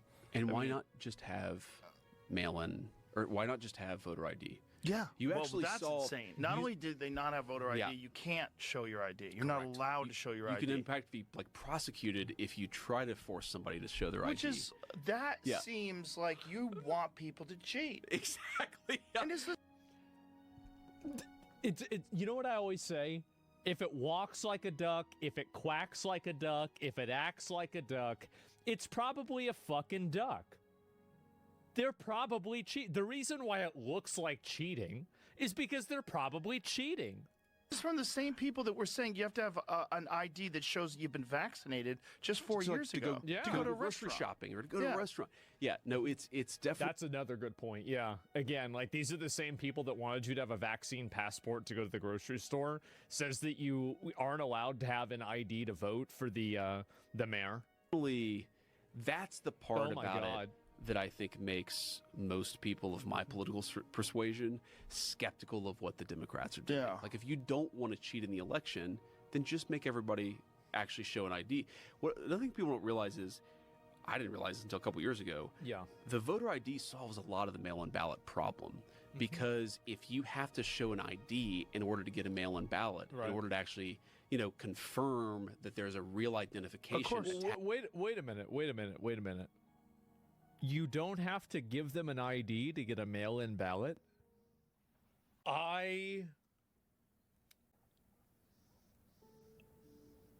What? Well, then how can they be sure they're sending it to the person that... Really? What the fuck? I assume that you... Match that vote, that solves a big chunk of the problem. This is just logical. Yes. Like, I'm not Every country does it. I'm not skeptical. I'm accusing them. I think they stole the election. Yes. And Yes. I think it's common. And this idea that elections can't be stolen. I always say, why not? Why not? Yeah, I mean, of course they're going to cheat. I mean, these are the same people that cheat. Remember they said, there's no fraud in Minnesota. Well, there's a little, well, Nick Shelley's just there to record. Okay, all right, they got arrested. But what about that guy got arrested too. Okay, well, there's no fraud account. Well, what about all the hospitals? Oh, wait, there's no hospices. It's like, again, I wonder if the people that are cheating on everything else are also cheating on this. It's insane. People, okay. Do you think that the amount of election fraud is 0%? No one thinks that. Nobody thinks No one thinks it's zero. Exactly. There's always some overzealous person that works somewhere that's doing something. There's always crazy people that like blue no matter who, we got to win, or red no matter what. There's always people, right and left, that are going to try to rig the election because they think it's imperative. They have to do it. We saw. Think about if you actually think that Donald Trump is Hitler, and you really think that he's this evil, terrible rapist pedophile that's going to kill everybody, and he's going to become a tyrant, and he's going to destroy the United States and everything. If you really think that, imagine the mind of a person who believes this. Of course they're going to go to extreme lengths to stop that. Duh. There was people like Oprah Winfrey was saying it. Like, if we don't win this election, you may never vote again. Like, what the fuck are you talking about? Like, why? Who's going to tolerate that? That's Left or right? That's crazy. That's right. But that attitude allows people to justify cheating. Correct. Yeah. And I think they cheat. And I think they've been doing it forever. And I don't think there's any other reason why you would have no voter ID. And they try to say, oh, it's racist to have voter ID. Like, what are you talking about? Do you think other races are incapable of going to the DMV? That's insane. Yeah, that's racist. It's actually super racist. That's really racist. Right, the implication of their argument is literally like blacks and Hispanics cannot go to the DMV to get an ID. By the way, if you look at the polling, Black Americans are as pro-voter ID. Even though most Black Americans vote Democrat, they're still pro-voter ID as much as white Americans is. Most Americans are voter. They want voter ID, except for operatives. So I'll offer on the Joe Rogan podcast this deal as vice president of these United States, that if Democrats really don't think that there's any cheating, give us voter ID. I just don't know give us how voter it's ID, not. and we'll stop talking so much about Why is that not elections. a federal thing? We are trying to make it a federal thing. So we are right now trying to pass the Save America Act. One of its main provisions is a requirement that you do voter ID. And we actually have, I think, a majority of the We can't do voter ID because Democrats won't win elections anymore. Senate that would support it. Oh, really? But this is just weird Senate Very procedural bullshit. There is a subsegment of people who want voter ID but won't blow up the filibuster in order to achieve it. And so they're so married to these old world Senate procedures. Exactly, bro. Like, that's I'm so glad that he sees this. Yes, these old fucking retarded dinosaurs that refuse to go extinct are so fixated around the policies and the procedures and the protocols that they don't care about what the problems are. That's it. That they're going to make It's it so impossible for us to annoying. pass Oh Save my America. Now, God. we are, for what it's worth, trying to fix that and trying to address these like weird procedural, archaic things. Who cares It's about insane, the procedure? Though. Like, have you ever? Okay, I'm sure you hear people talk about the filibuster all the time. Yeah, I don't want to go too far down this rabbit hole. Here's what the filibuster is. It is a pure Senate rule. It is a creation of the Senate procedures, which basically says that anything that has to do with the budget is a 50-vote threshold. And everything else, non-budgetary, is a 60-vote threshold. Now, as you can imagine, there's some gray area on things that maybe count as budget issues and should be 50, or are not budget issues and count at 60. So what we have tried to persuade the Senate to do is to treat the voter ID as something that can fall within the 50-vote threshold. And there is no law, there's no provision in the Constitution. It is legitimately that there are senators who are so attached to the idea that budget is 50, non-budget is 60, that they're quite literally... Then just add in paying for everybody's voter ID. Why can't they? Well, wait a minute. Couldn't they just add in the idea of giving everybody an ID? And like you could wouldn't that I don't know, like I have no idea, but like wouldn't that work? Like no, you can't do that. That's ridiculous. Then it's budgetary. Like I feel like that'd be budget, right? I mean, I don't know anything. Voter ID in America. Yeah, that's too much logic. Yeah, why does it cost money anyway? I have no idea. And next fraud is ID centers giving out IDs to millions. Yeah, but like obviously you have to check about couldn't disenfranchise millions of eligible citizens, i.e.g. those without access to birth certificates, married women with name changes, seniors, Native Americans, those relying on mail-in voting. No, I don't believe that. And I think that if you end up getting disenfranchised because you have to provide an ID, it's probably because you're a fucking retard. Like, and that's something that people might, like, J.D. Vance isn't going to say this, but I'll say it. If you can't figure out how to get an ID, you are so incompetent and stupid that you have no business making decisions for the country. If you are so old that you can't figure out how to get an ID, then I don't want you voting because you're going to be dead in 3 years anyway. It doesn't even matter. If you're married and you can't get an ID, it's because you're retarded.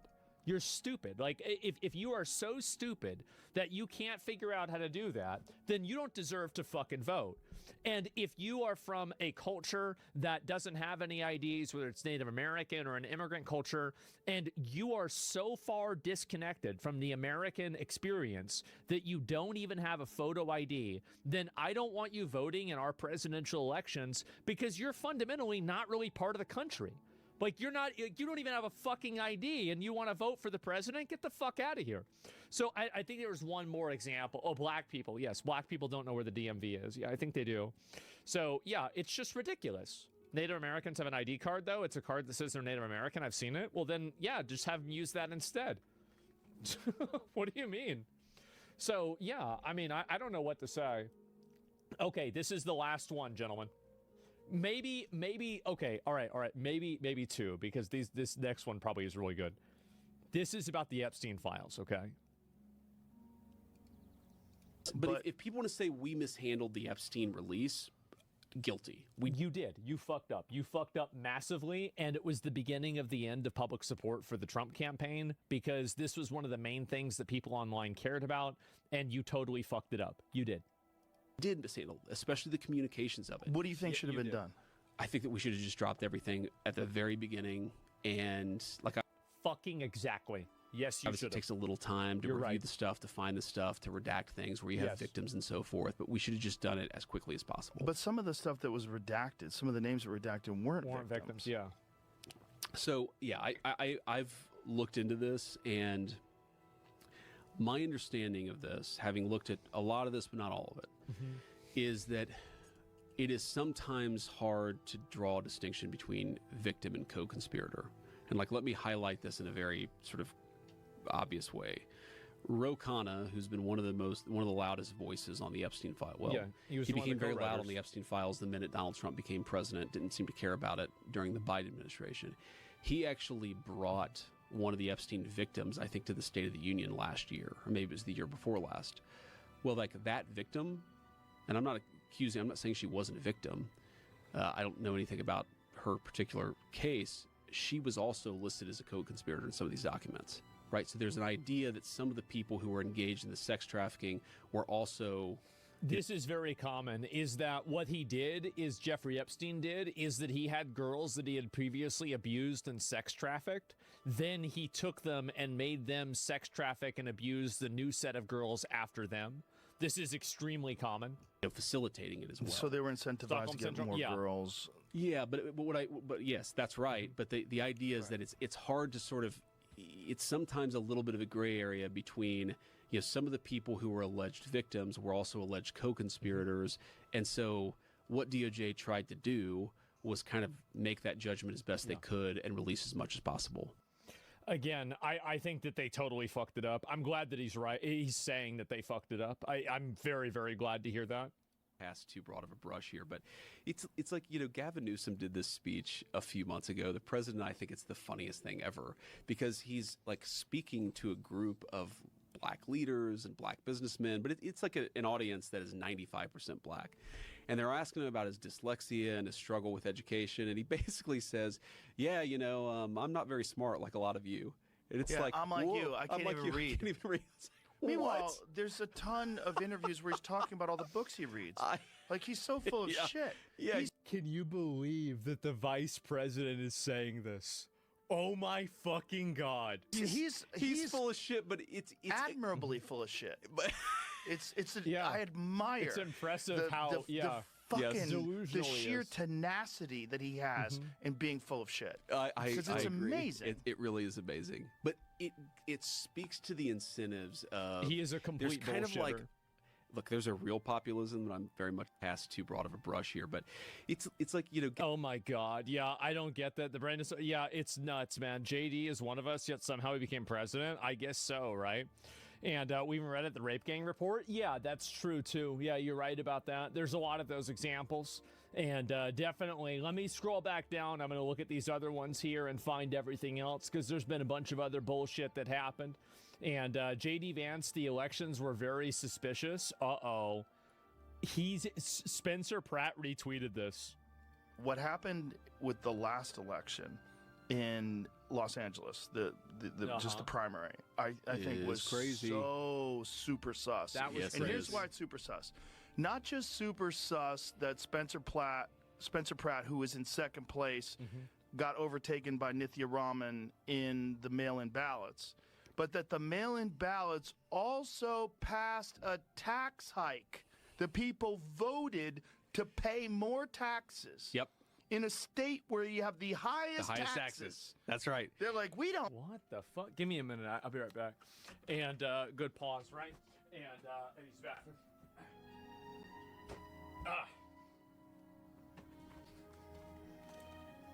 Okay, sorry about that.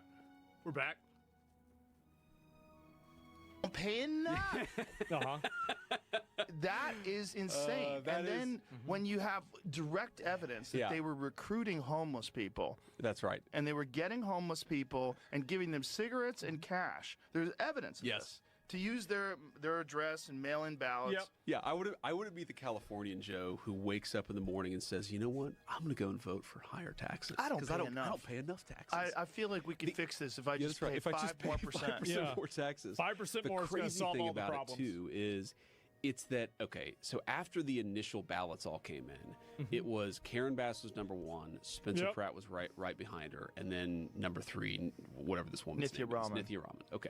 So know her name. You would expect the mail-in ballots to be more or less like the original ballots in terms of 1, 2, and 3. I'm not saying Spencer Pratt's going to win the mail-in ballot, but it just so happened that the third place person in relative terms did a lot better than the first and second place person. Disproportionately better. Such that the Republican was actually kicked out of the race, so that there's not actually a real election in California. That, to me, was the crazy part. It's like you were designing the vote share in order to kick Pratt out and put the third person into second place. That, to me, is like very, very bizarre. Because what is the theory of the mail-in vote that is somehow like so much more pro Nithya relative to Karen Bass. Makes no Exactly. It's not about Spencer Pratt. It's about her outperforming Karen Bass to such a wide margin. Makes no That was sense. exactly Makes no sense. it. Why would it be? Yeah. Why would it be? I mean, Karen Bass was ahead by every metric. Yeah, it doesn't make sense at all. If you just extrapolated that, it would make perfect fucking sense. What happened with Anyway, let me scroll down and look at some of these other ones.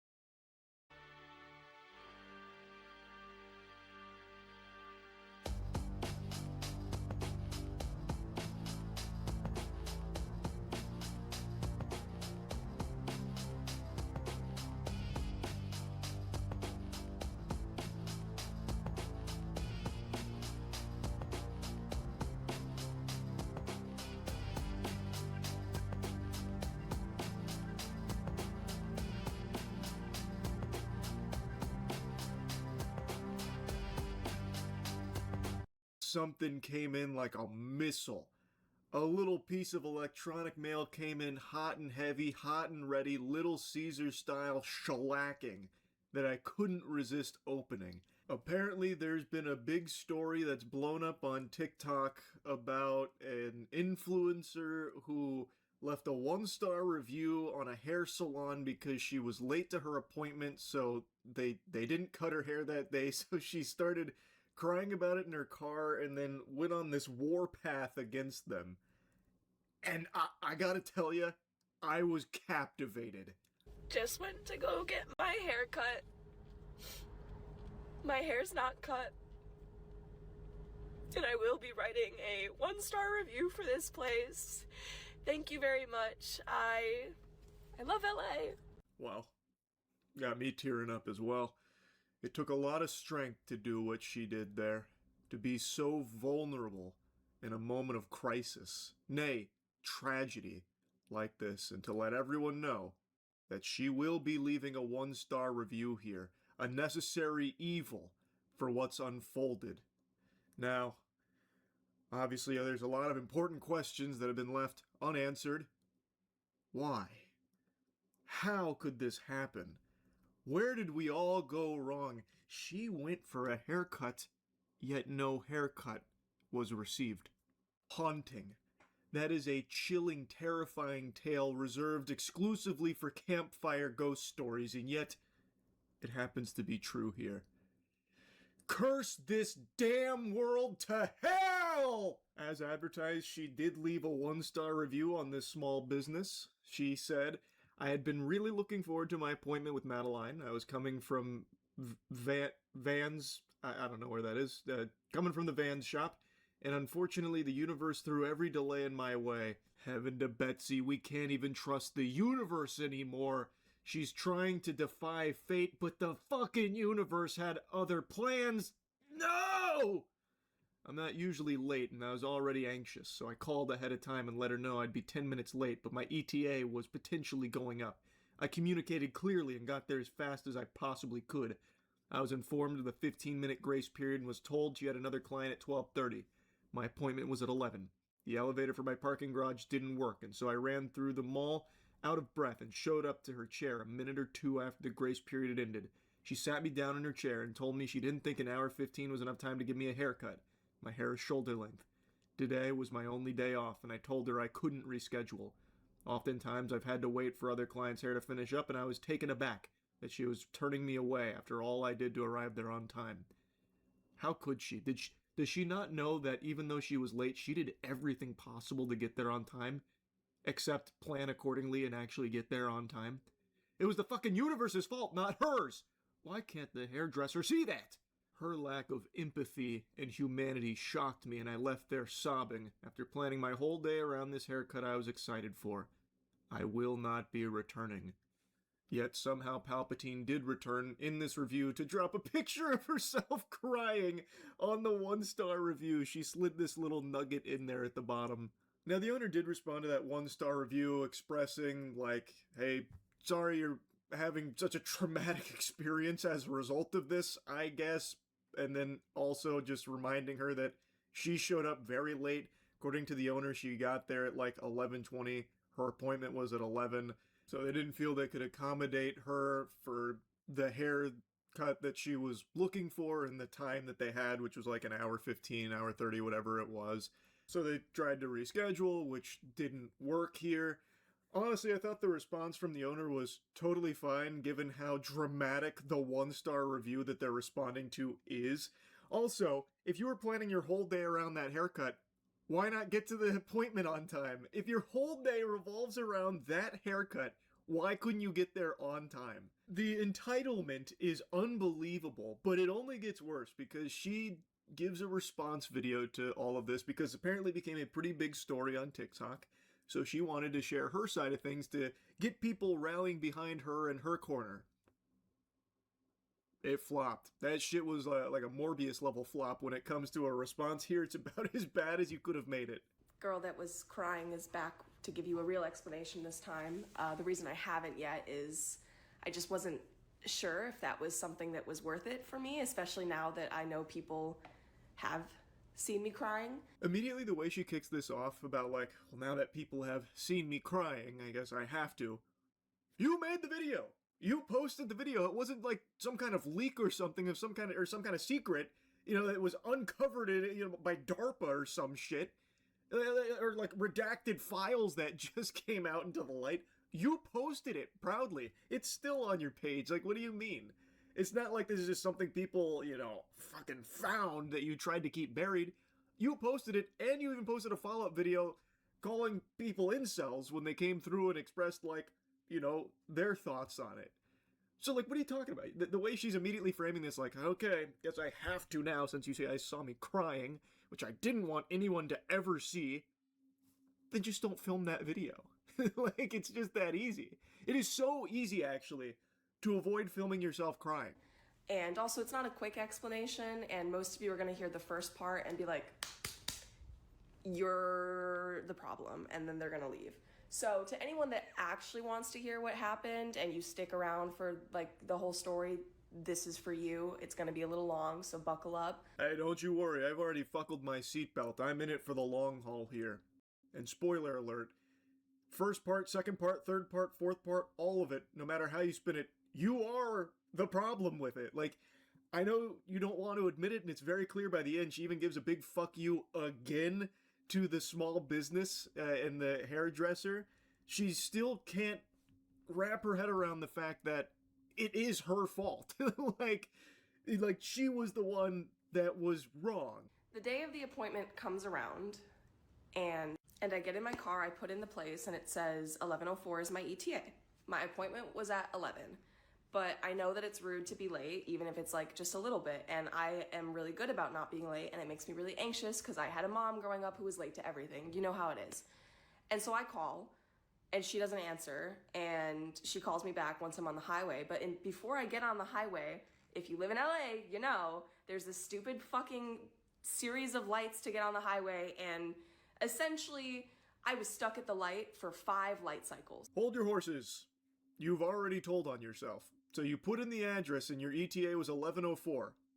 That tells me that you're already late getting into your car if your ETA is already past the appointment time. You should have got in your car earlier. If you have planned your whole day around this haircut, why wouldn't you have checked to see how long it takes you to get to that spot prior to you getting in the car, like at the buzzer beater here? You've already fucked up. You are already going to be late. Now, I personally am someone that is also pretty often late to appointments, unfortunately. I make the same mistake she does, where I just assume that once I get in my car, every other vehicle out there is about to get fucking raptured, so it's going to be just clear skies and clear roads, all green lights all the way there, and I'll get there lickety-split. But that's never the reality of it, so I do oftentimes end up being a little bit tardy to the party. And in some cases, I have missed my appointment because of that. Like since I'm late, they're unable to accommodate, and I don't expect them to. I totally get it. I don't throw a temper tantrum. I don't leave a 1-star review because I know it's my fault. I should have left earlier. I should have learned my lesson by now, but I never do. Maybe this is the wake-up call I needed, though, because this shit is just diabolically embarrassing. But the point is, I understand being late, but to then put it on everyone else as if it's their problem for not accommodating you, it makes you an entitled asshole. I have never done that. I always understand, like, if I'm late, you know what?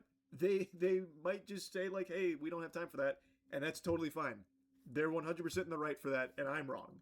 But she doesn't have that eureka moment where she can recognize that. I'm not even kidding, and I did not move maybe a car's length. And my ETA went up to 11:10. And like, what the fuck am I gonna do in that situation? Be an asshole and cut in front of everyone else like everyone else is doing and then sit in the intersection and get honked at? No.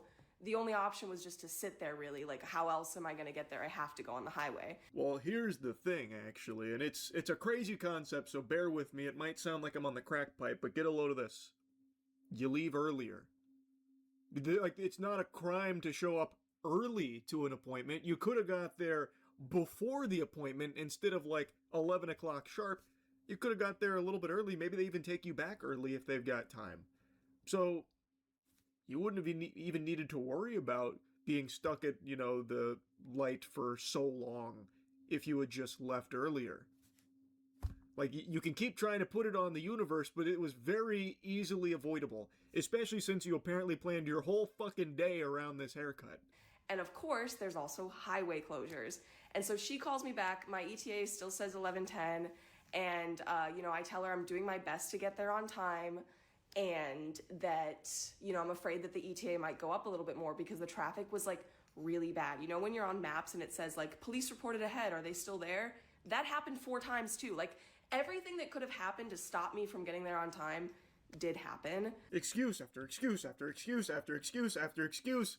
Who cares? You should have just left earlier. Like, this whole section is her just trying to find cope and her trying to find things like, does anyone else hate, like, traffic and stuff? Like, oh my god, it completely ruined my haircut. Just leave earlier, and you would have been fine. And the salon here, they called her back. She told them that she was going to be a little late, and it seems like they were receptive to it, because according to her, they did even, like, take her back, brush her hair, and then when she showed the inspo, they didn't feel comfortable doing that in the amount of time they had. So, like, they were still, like, really accommodating from everything I can tell. I wish I had gotten in my car a few minutes earlier if I knew that was going to be the case. I thought I had enough time. And so I get there, I park my car at 11:12 in the parking garage, because also Amtrak, like, there was literally a fucking train that came by as well. Like, I'm not making this up, okay? And I park my car in the parking garage, I run in heels, and I'm sick, okay? And the elevator out of the parking garage doesn't work. I stand there for what feels like 2 minutes. So close to identifying the issue when she was tickling the idea that she should have gotten in her car earlier. But then it's right back to, like, the excuses. But I couldn't have known that I wasn't going to be instantaneously transported there upon entering my vehicle. I had no way of knowing that there'd be, like, traffic and stuff. That's not usual in LA. LA's not known for traffic. How was I to know? So then she's talking about how she also didn't even know that the hair salon was in a mall, so she's upset about that because now she's in a parking garage and it's, like, slow. And then she has to run through the mall in heels, and it's brutal, and also she's sick. So you're going to this appointment while sick too? Running into there right at 11:15, and she pokes her head out and, like, says, like, Lisa? And I'm like, yeah.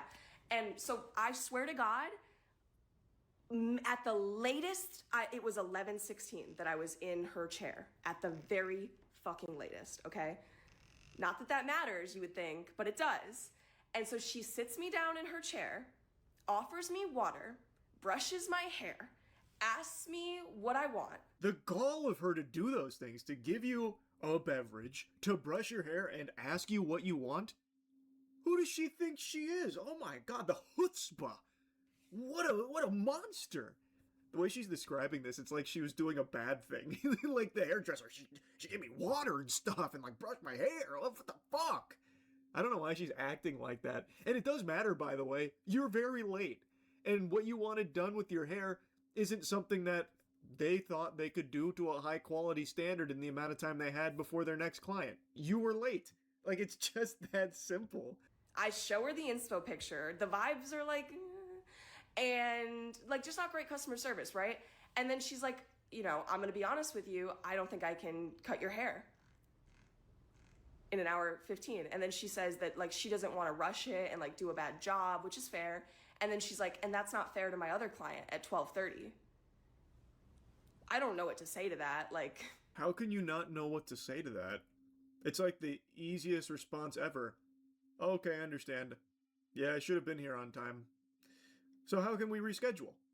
Like, it seems like it's a very amicable situation that could have happened here, but she just can't process this. Like, it's wild to me. The entitlement is actually incredible to watch unfold here. Because even after, like, this blew up and this is now her response, it still hasn't dawned on her that she was in the wrong. She still puts it all on this hairdresser who's so unreasonable and so mean, lacking empathy and humanity.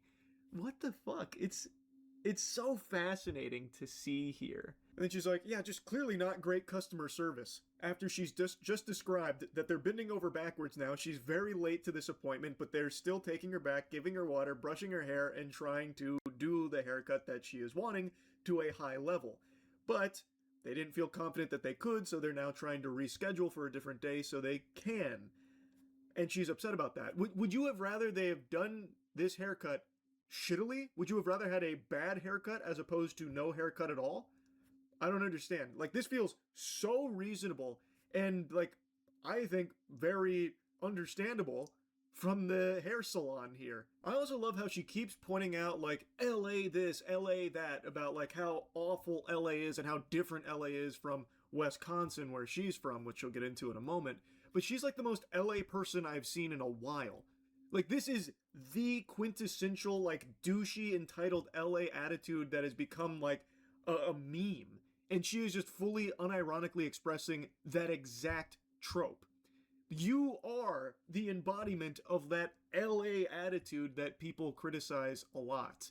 And yet she tries to act like she's so above it. I come from Wisconsin. Maybe things are just different here in California, which is why I said I love LA, because this would only fucking happen in a city like LA.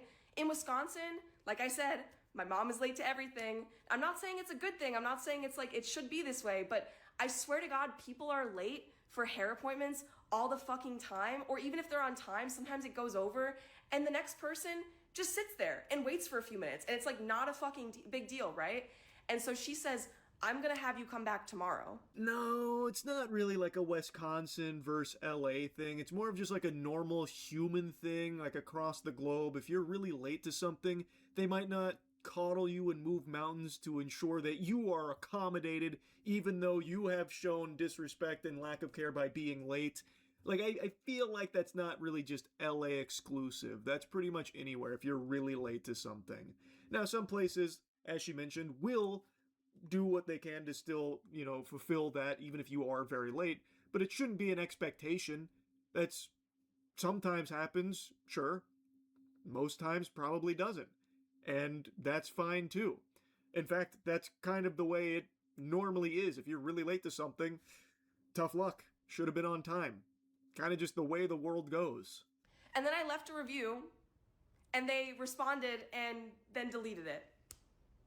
And they said that I showed up at 11:20, which is not true because I texted my friend at 11:20 after I had been essentially kicked out and said, I'm not getting my haircut, I'm crying. Like, I texted them at 11:20 and said, like, I'm not getting my haircut. So that's the story, and fuck that hair salon. I think that that lady needs to work on her customer service, and also, like, I would have tipped her amazingly. Checkmate, she said she texted her friend at 11:20, thus she couldn't have been 20 minutes late, only like close to 20 minutes late. Gotcha. Not exactly like the watertight defense she thinks it is. And then she goes on to say fuck the hairdresser there, like the whole salon, and that she was going to tip them amazingly. She had plans to Mr. Beast this place. She was going to go in there with a huge tip, and now they missed out on it. She sounds like someone that tips incredibly well, by the way. Someone with this level of entitlement, I bet, is a real treat to work with in a customer service industry. I bet she has a reputation for being a great tipper. I just have a hunch. I understand that I should have been better about my time management, and I could have been there earlier, and you know what? That would have reflected in my tip. And so she didn't get my money, and I'm glad at the end of the day that I didn't get my hair cut by her. But yeah, you ruined my fucking day off, and I wish I didn't let you, but you did. So fuck you, Strand of Soul in Pasadena. Weird as fuck that you deleted the response to my review too. You're weird. Again, they're right now kicking themselves about that massive tip they missed out on here. That was no doubt coming, by the way. Yeah, to say that they're weird when you film a video of yourself crying in your car about not getting your hair cut because you were late, and then you even recognize a couple of times, like very ephemeral, that you could have been there earlier, should have been there earlier. Being on time, by the way, is what that's called, but we don't need to get into the semantics. And then still find a way to try and paint them as the bad guys, even though it's your fault. You're in the wrong. It's crazy.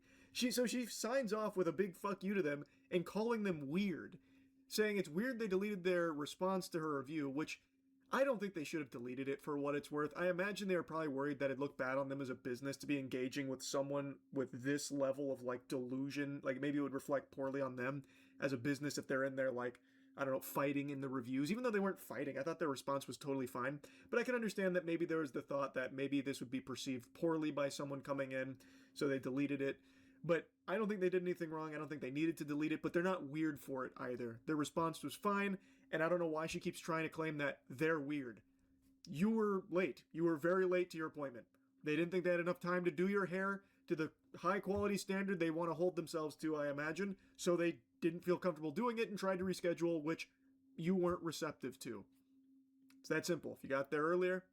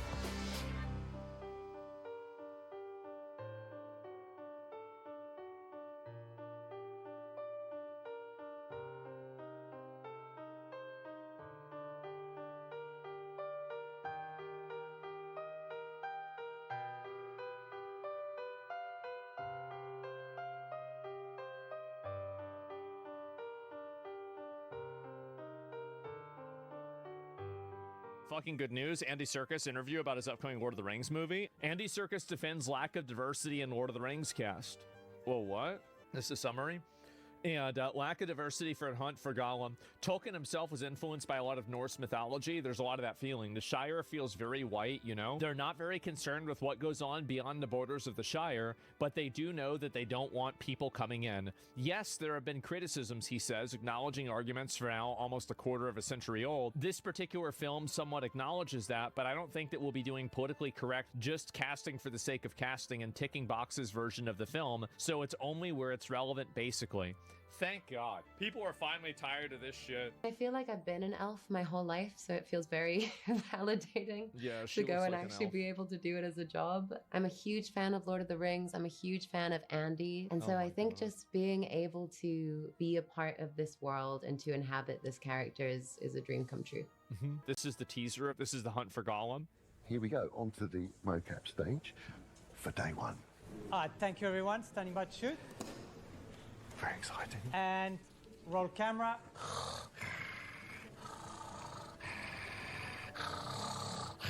And action. He's so good. Oh my God.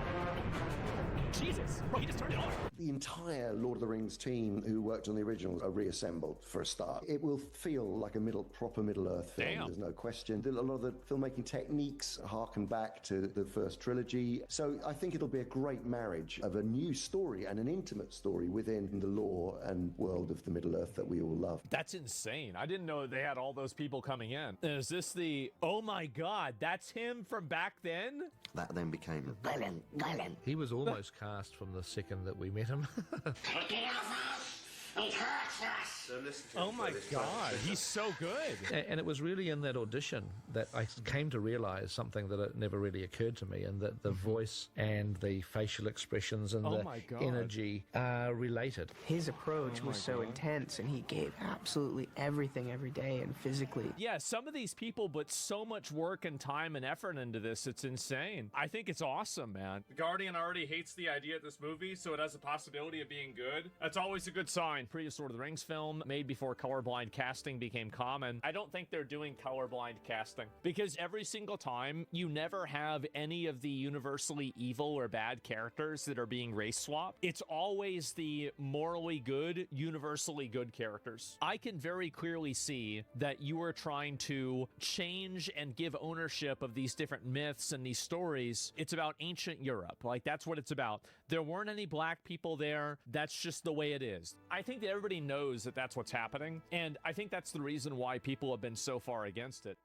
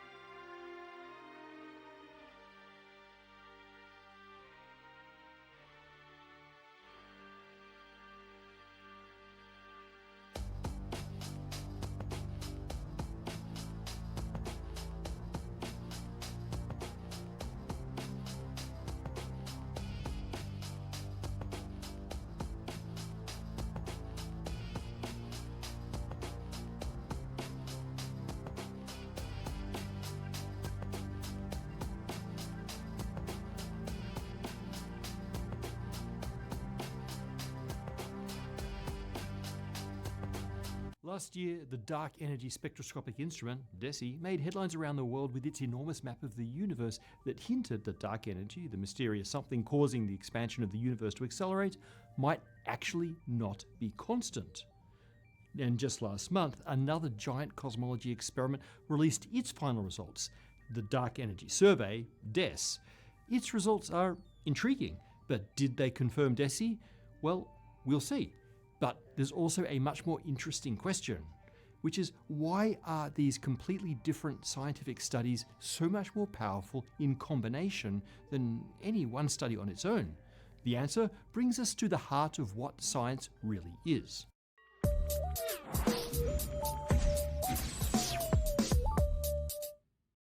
Before we get started, a couple of quick announcements. First, we have some new data. Liking and commenting really does help get the episodes shared. So, please do both of those things. And we've also learned that the number one reason that people support us on Patreon isn't actually the perks. It's simply to support the Spacetime community and the work that we do. So, for those of you who do support, thank you so much. But don't get me wrong, there are perks, and they're good. There's a link in the description if you'd like to join. This really would be a huge help. This month marks an incredible milestone. 50 years since humanity first landed on Mars. On the 20th of July 1976, Viking 1 became the first spacecraft to successfully touch down. To celebrate, we've created a limited edition 50 Years on Mars collection featuring the iconic Viking 1 lander as a UV glow t-shirt and hoodie. We also have a new desktop and gaming mat that shows the actual location of every Mars lander. If Mars exploration has inspired you as much as it's inspired us, check it out at the Spacetime merch store. Now, onto the episode. Did DES confirm DESI? Seems like a reasonable question, no? New data is supposed to reduce the uncertainty on whatever number that we're trying to measure, tighten the error bars, and we confirm the measurement. Science sometimes works that way, like when we measured the existence of dark energy in the first place. But modern cosmology has reached the point where this doesn't work anymore. The signals we're looking for are so subtle, so tangled together, that it's no longer about directly measuring the parameters of the universe. It's about ruling out countless hypothetical universes that we are not in. And DES was ruthless in eliminating universes. So what did it discover? Despite their nearly identical names, the Dark Energy Survey, DES, and the Dark Energy Spectroscopic Instrument, DESI, were built to tackle the same grand mystery from almost opposite directions. DESI's mission is beautifully focused. It measures the distance to tens of millions of galaxies, constructing the most detailed three-dimensional map of the universe ever made. Hidden within this vast cosmic atlas is a faint fossil pattern left behind by sound waves that rippled through the hot plasma of the infant universe nearly 14 billion years ago. These are the baryon acoustic oscillations, which we've covered before. BAOs give us a cosmic ruler that grow with the expanding universe, and so allows DESI to trace the history of that expansion with extraordinary precision. DES, on the other hand, took a much broader approach. This truly international collaboration of some 400 scientists took control of the Blanco 4-meter telescope at the Cerro Tololo Inter-American Observatory in the Chilean Andes. After building a dedicated 570 megapixel camera, they scanned an enormous region of the southern sky for 6 years, building an extraordinarily deep portrait and movie of 300 million galaxies. This became the foundation for several completely different ways of probing the cosmos. DES measures the tiny distortions in distant galaxy shapes caused by the subtle warping of the intervening space by massive objects. Through this weak gravitational lensing, DES maps the invisible distribution of dark matter and tracks how cosmic structure has grown over time. It also measures how galaxies have clustered together over cosmic time due to their mutual gravity, giving a completely different perspective on this same structure growth. By combining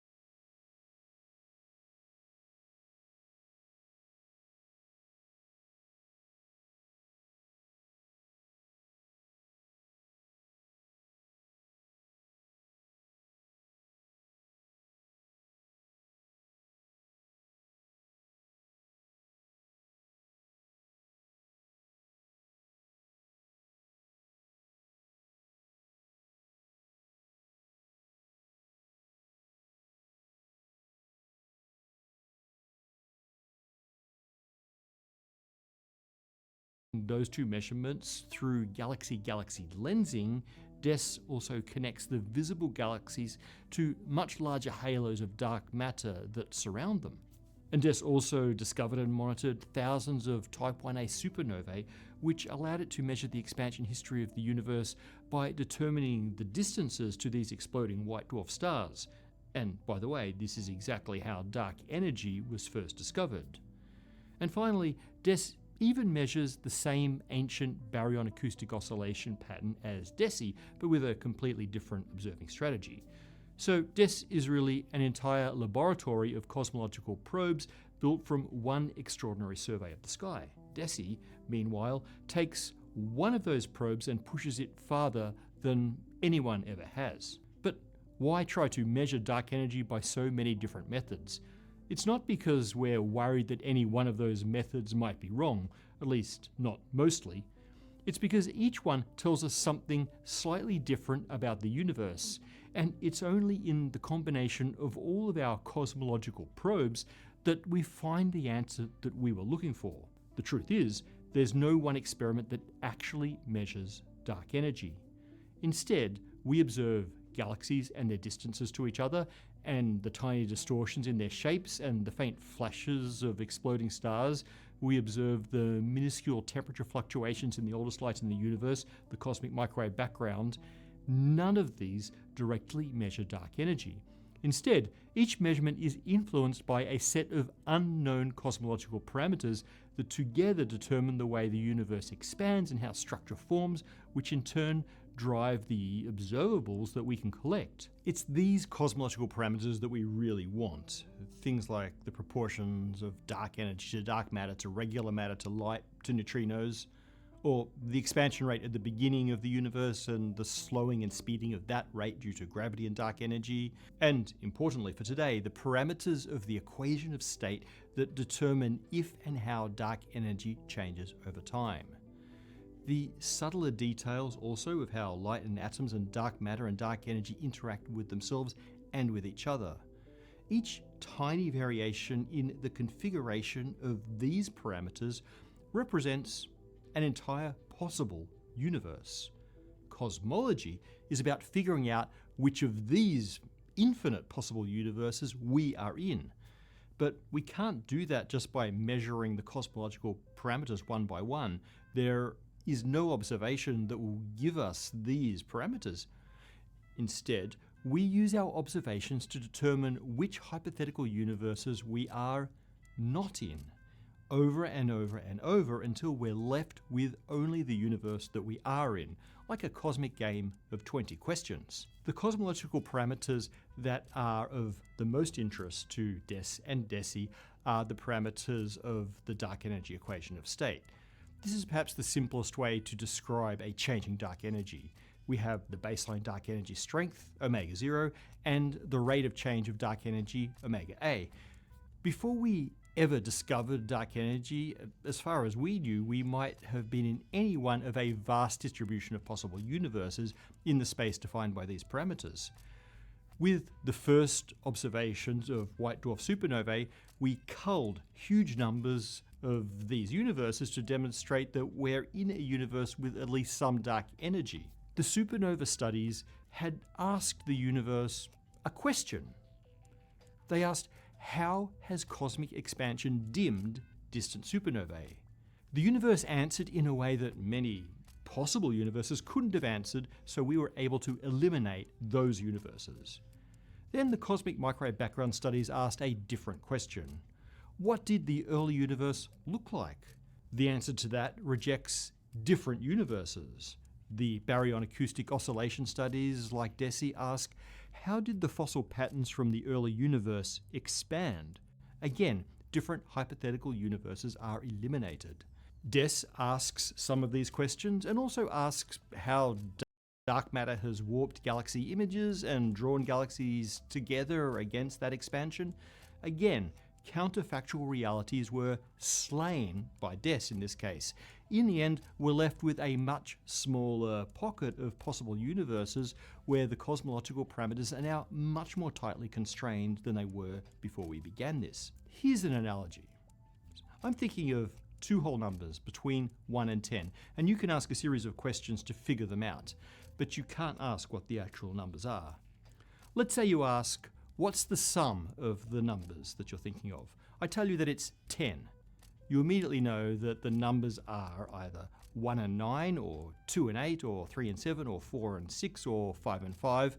That's 5 possibilities, assuming that the order of the numbers doesn't matter.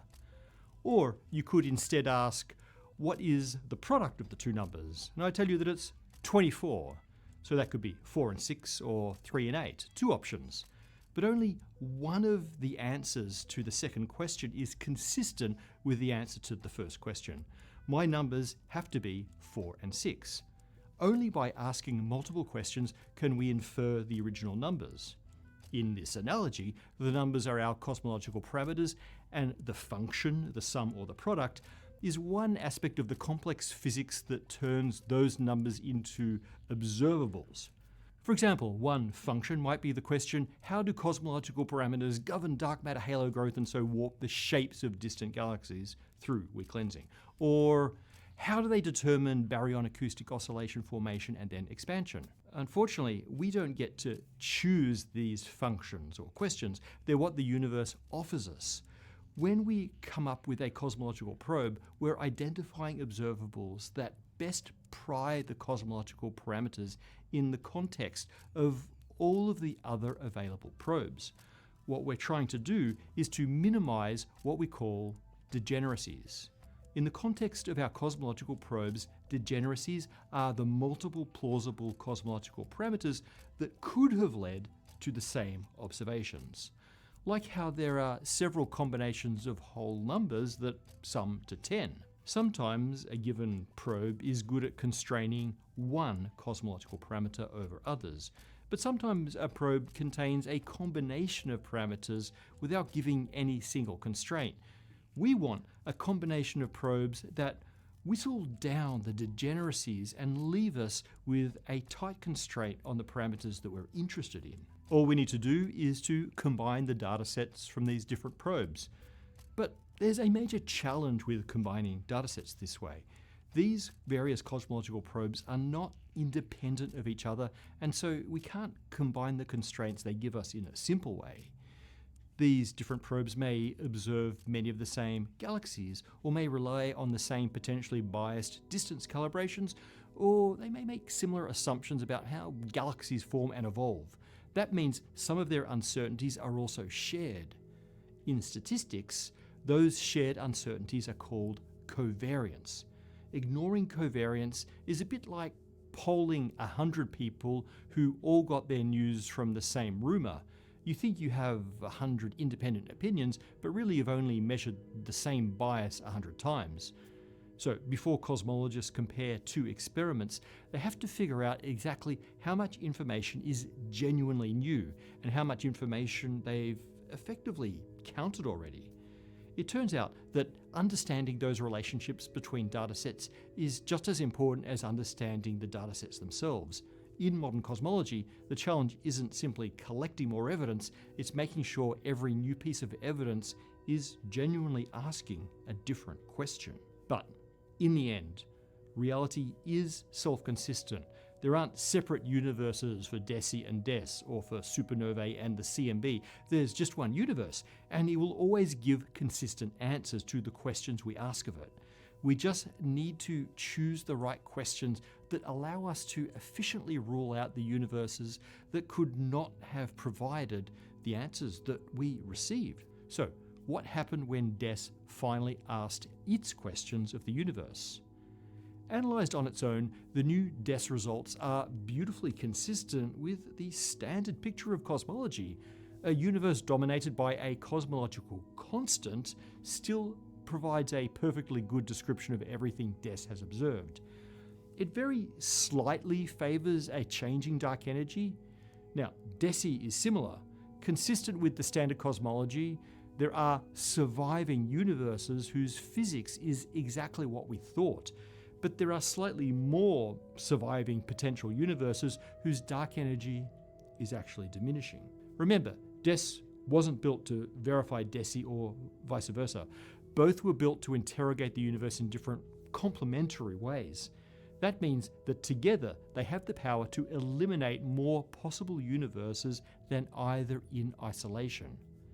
And when the DES results are compared with DESI and the cosmic microwave background and supernova observations, many of the same universes do survive, but not all.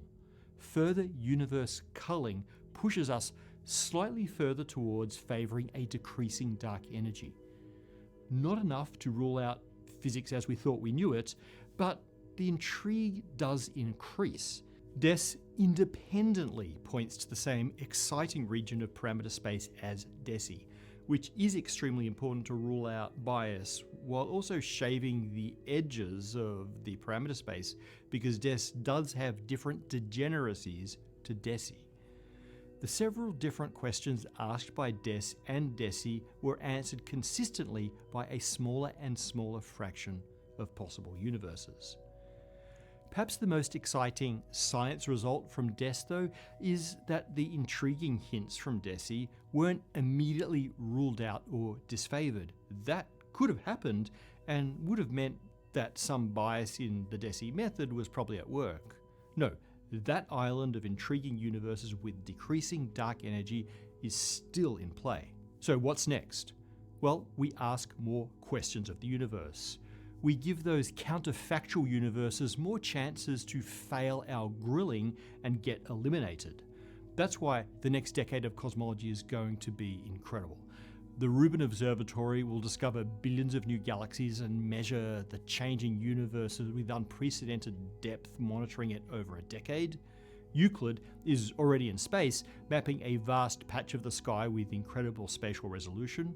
The Roman Space Telescope will perform this exquisitely sharp imaging over a smaller scale, but with even better calibration, and will also monitor over time.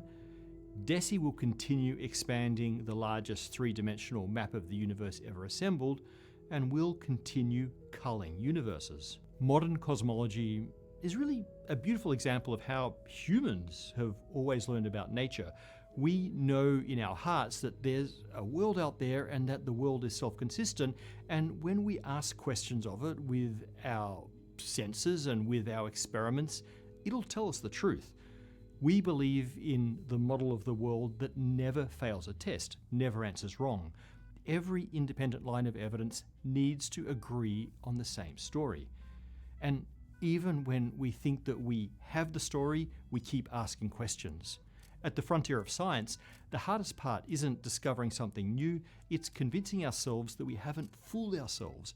Our current cosmological models, along with all of our best scientific theories in their broad strokes, from evolution to climate change to germ theory to the Big Bang, are the explanations of a reality that have withstood every question that we've so far asked of it.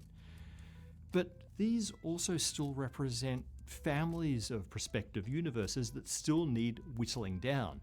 So we keep asking questions, bringing us closer to pinpointing in parameter space this singular space-time.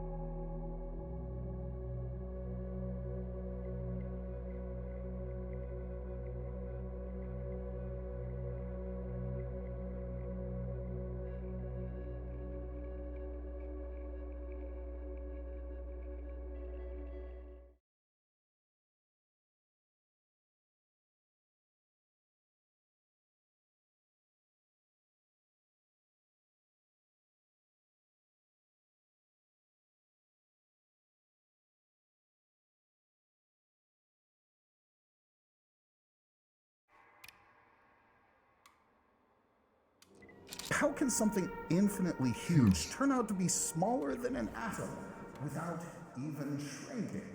To answer this question, we need to try and bypass Einstein's ultimate nightmare, the singularity.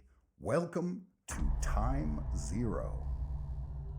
I remember learning this in school. 13.8 billion years ago, out of absolute nothingness, space and time appeared. The Big Bang. But maybe that wasn't exactly how it happened. In the last couple of years, scientists have uncovered 3 very strange clues in deep space, objects and phenomena that are hard to fit neatly into the standard model of the universe. We've seen ancient galaxies evolving suspiciously fast, like they're on cosmic steroids. We found structures of such colossal size that they might challenge one of the core principles of cosmology. And most alarmingly, we now have new data suggesting that dark energy might not be constant, but rather changes over time. On their own, these anomalies don't disprove the Big Bang, but together they force us to ask a much deeper question. What if the Big Bang wasn't a beginning out of absolute nothingness? What if it wasn't the beginning at all? Imagine a dark, entirely empty room. In the middle of it is a grenade. The pin is pulled. 5, 4, 3, 2, 1.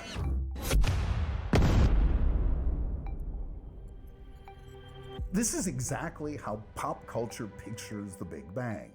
And this is exactly how it lies to us. Real physics is actually much crazier. The thing is, it wasn't shrapnel expanding inside a room. It was the room itself starting to expand, a room that might not have even existed until that moment. The Big Bang isn't an explosion. It's a period when the entire observable universe was inconceivably hot, dense, and expanding incredibly fast. How do we know this? We saw it. When you look at the sun, you're seeing it as it was 8 minutes ago. If you point a telescope at Sirius, you see the light that left the star back in 2017 when Donald Trump first moved into the White House. The farther out into space our telescopes look, the bigger the delay and the deeper into the past they see. And we've peered almost to the very edge of the observable past. We've captured the oldest light in the universe, which, over billions of years of travel, has been stretched into invisible microwaves, the cosmic microwave background, or CMB, the cooled afterglow of that very incandescent primordial fog after the so-called Big Bang. Essentially, we've got a snapshot of the universe when it was only about 380,000 years old.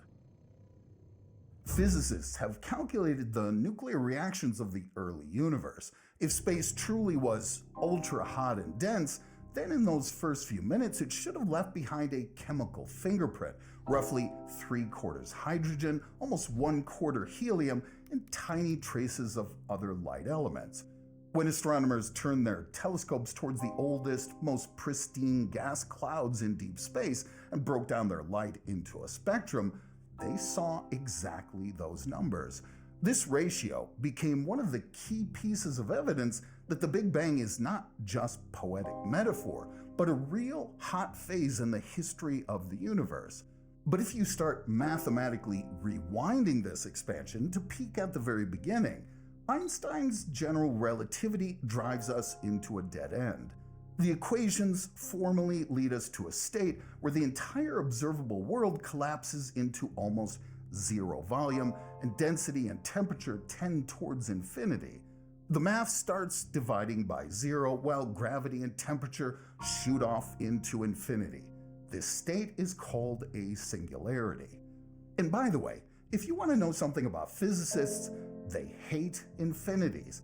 Not because infinity is impossible in mathematics. Math handles infinity all the time. But because in the real world, we have no confirmed examples of any physical thing ever becoming truly infinite. So when the equation says density becomes infinite or temperature becomes infinite, physicists don't usually say, "Great, we found infinity." They say, "Oh, we found infinity. Okay, this is probably where our theory breaks." Anyway, this is exactly where new observations start putting pressure on the standard model. This is where the anomalies begin. In 2024, the James Webb Space Telescope confirmed the existence of extremely early galaxies, The most talked about of them is Jade's GS Z14-0. We see it as it was roughly 300 million years after the Big Bang. According to many previous expectations, space in this era should have been mostly filled with dim, small, and still assembling seeds of the first star systems. But Jade's GS Z14-0 turned out to be too bright, too fast growing, and already far too chemically evolved for such a young age.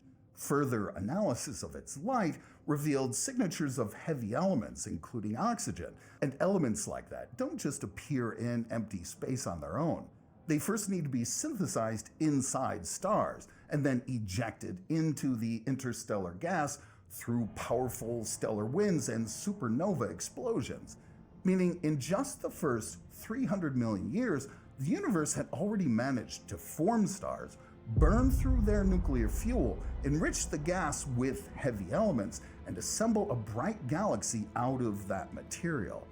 This doesn't disprove the Big Bang, but it does show that the early universe might have evolved much faster and much more aggressively than we anticipated.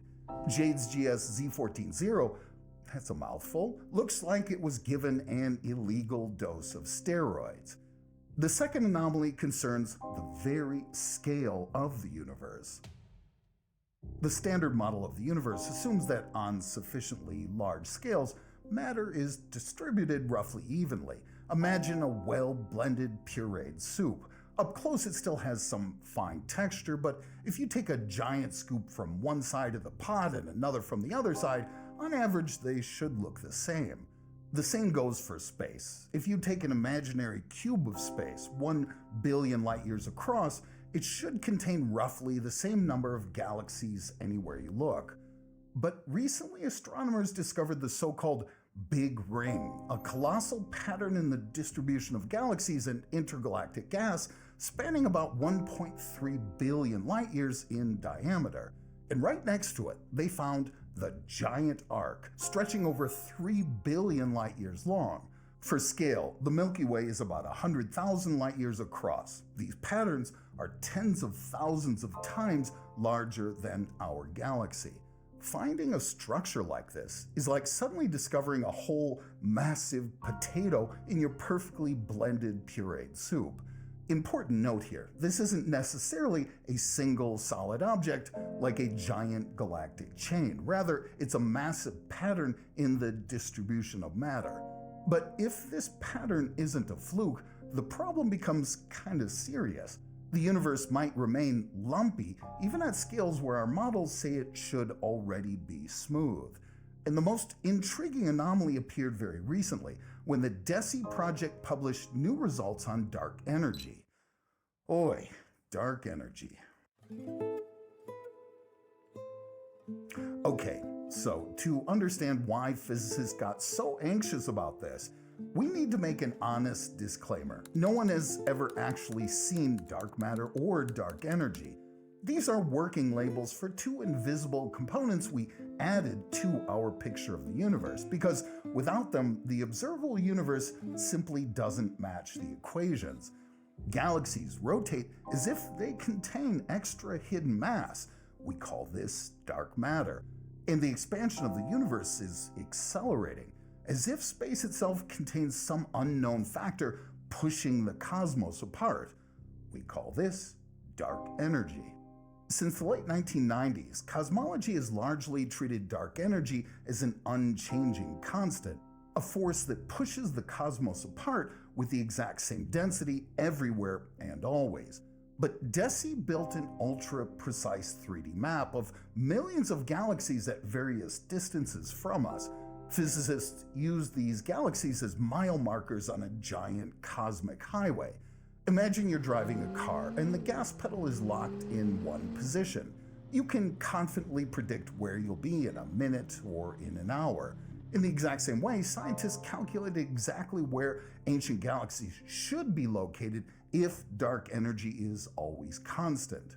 But when this data was compared with other cosmological observations, an intriguing picture emerged. A model where dark energy slightly changes over time, fits the results better than a perfectly constant cosmological constant.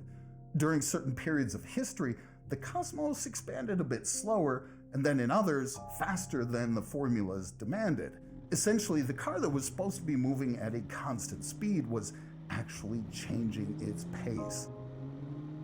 The DESI data suggests that dark energy might not be constant, but actually changes over time.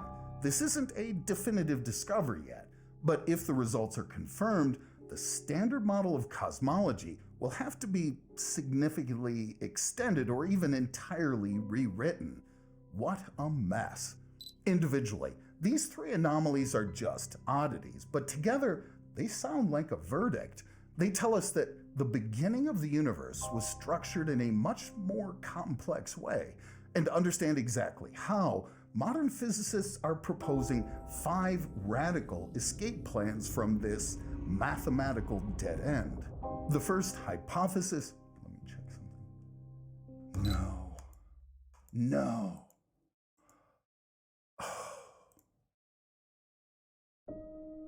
The first hypothesis states that the Big Bang isn't a unique event at all. In this model, the foundation of the cosmos is an eternally expanding cosmic vacuum with an immense energy density. The energy causes space itself to expand so rapidly that the distance between distant regions can grow faster than the speed of light. By the way, this does not violate the ban on faster-than-light travel within space. Anyway, this leaves the inflationary field in a highly unstable, high-energy state. Imagine incredibly stretched rubber that starts snapping in random places.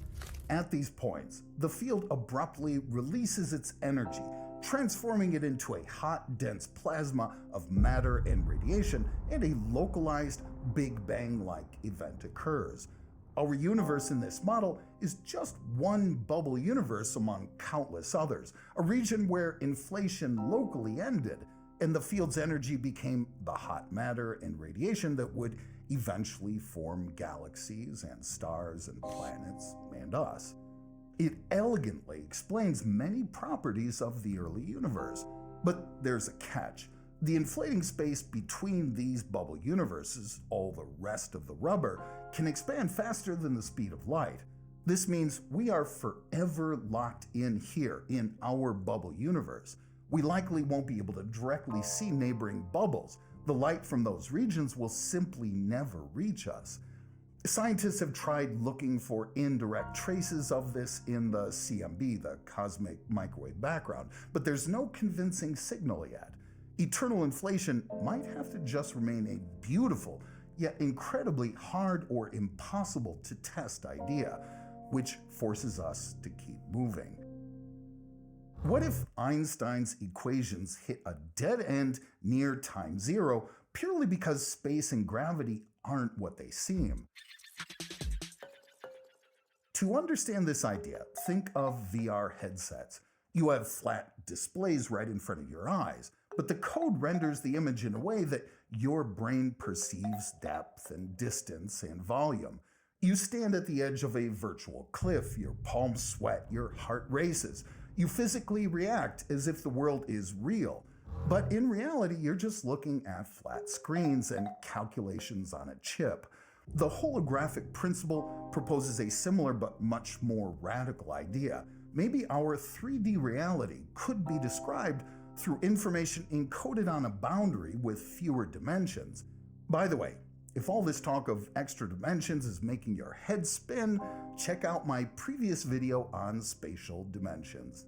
What we call space, depth, and gravity might not be the foundation of the universe. The main problem is that right now we don't know if this idea can be applied specifically to our universe. It works amazingly well in some mathematical models, but we don't yet know how to test it directly through observation. Holography offers a beautiful hint. Maybe space and gravity are just the effects of a deeper informational layer. If so, the singularity might not be a true endpoint, but simply the place where our method of describing the universe breaks down. But for now, this isn't the solution to the Big Bang. It's a signpost pointing toward physics we don't yet understand. The next idea sounds even more radical. Richard Liu proposes a model where dark matter and dark energy might not be separate invisible substances, but rather the echoes of short bursts within the very fabric of the cosmos, temporal singularities in energy density and pressure. Imagine how a car's internal combustion engine works. For the Tesla drivers out there, let me explain. The car isn't propelled by one giant explosion of the entire gas tank, but by thousands of tiny controlled explosions inside the cylinders. A pump takes a tiny, literal drop of gasoline, mixes it with air, and injects it into a closed sealed chamber, the cylinder. There, a small spark plug ignites it, creating an isolated micro explosion that pushes the piston and makes the car move. The exhaust gas is immediately expelled and the cylinder takes in the next microdose. It's a strictly controlled process, thousands of tiny pops per minute, instead of one catastrophic detonation of the whole tank all at once. Though that would be cool. Not very useful, but cool. Who doesn't love a good explosion? Anyway, Liu proposes a similar logic for the universe. Maybe the cosmos didn't evolve smoothly, but in fits and starts through a chain of ultra-short, energetic flashes whose remnants might now appear to us as dark matter and dark energy. Sounds bold, but that's exactly where the problem lies. This isn't proven new physics. It's a very unconventional mathematical hypothesis. It hasn't yet explained the full suite of observations as successfully as the lambda CDM model, the CMB, gravitational lensing, structure formation, BAO, and galaxy dynamics. Therefore, Liu's model is interesting as a radical workaround. What if the dark sector isn't matter or energy at all, but the footprint of a series of events that have already vanished from our observable history? But personally, I have a different question here. Where in this scenario is our gas tank?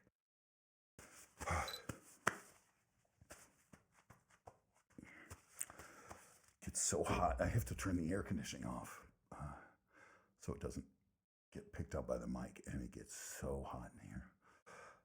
Okay, I'm baking. Here we go.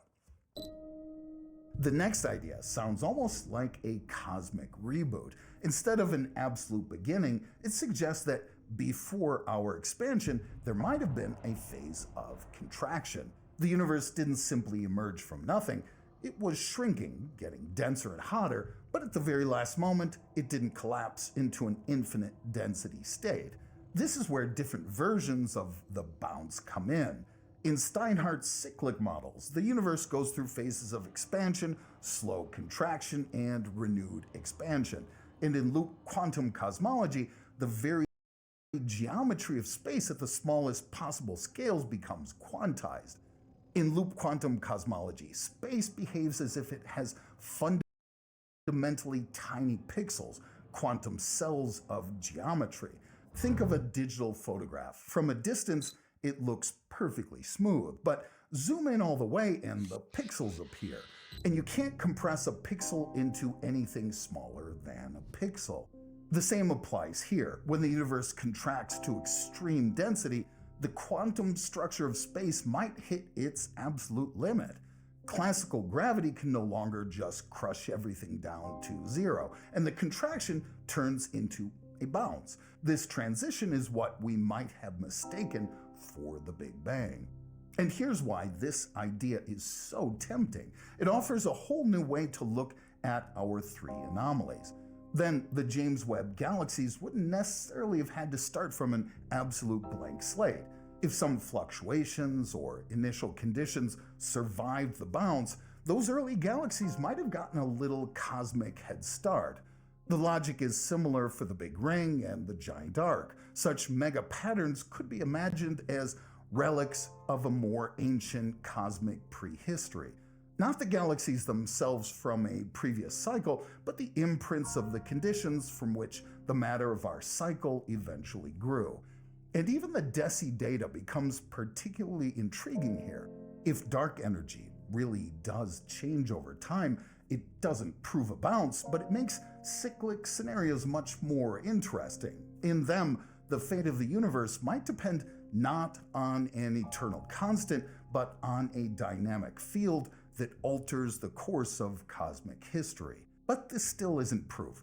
Bounce models remain theoretical. They need to explain not just one elegant idea, but the entire array of observations.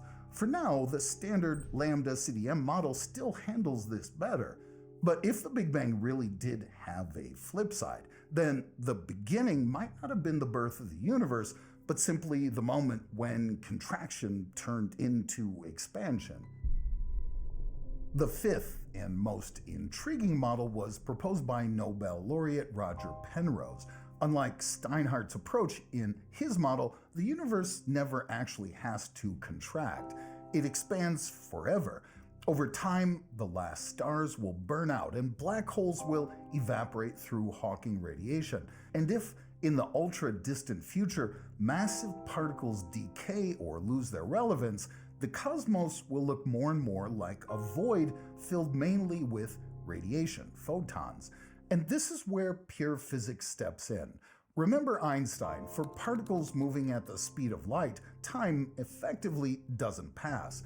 And if there isn't a single particle with mass left in the cosmos, then there's no one to hold a clock and no one to measure distances. Penrose proposes a model where, in such an extremely empty future, the universe loses absolute scale. Imagine a vector image on a computer screen. On a white background, there's a single black dot. If there are no rulers around, you can't figure out its true size. You can zoom in forever, you'll still just see a white field and a dot. You can zoom out forever and the picture barely changes. Actually, wait. Right now, you can still determine the scale because you can see the edges of your monitor. Now, imagine there are no edges, no screen, no ruler, nothing to compare it to. Only the dot remains. And then it can be simultaneously infinitely large and microscopic, not because it was physically compressed, but because the very meaning of the word size has vanished. In physics, this logic is tied to conformal geometry. It preserves the shape of light paths, but erases absolute distances. That's why, in this CCC as it's called, the infinitely distant cold future of one eon can mathematically resemble the hot beginning of the next.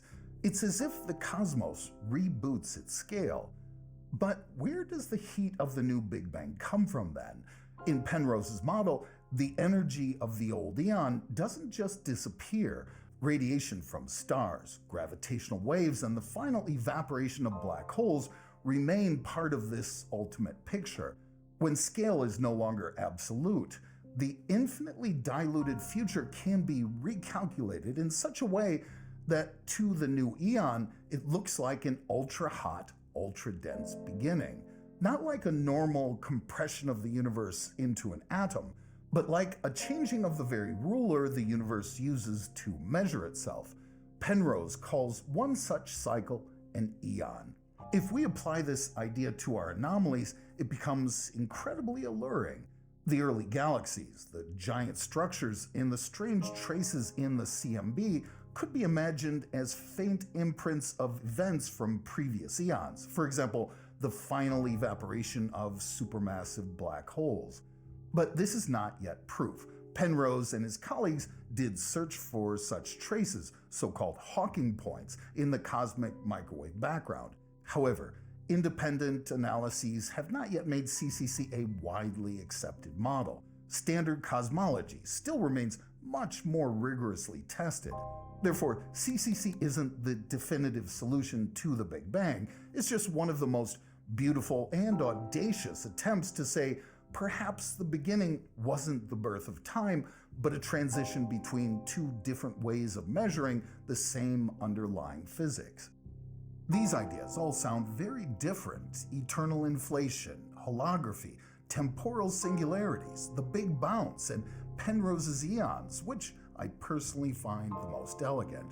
But deep down, they all ask the same question: What if the Big Bang wasn't a point of origin, but a veil, a boundary hiding physics that runs deeper than space, time, and familiar gravity? Today, we still don't know which of these models is right. Maybe none of them. Maybe the correct theory will turn out to be even stranger. But that's exactly the beauty of science. Every new anomaly pushes the boundaries of what we're capable of understanding. For a long time, we searched for the beginning of time, and now it's getting harder to rule out the possibility that time may not have had a beginning at all, at least not in the sense that we're used to imagining it. Let me know in the comments which model seems the most logical to you.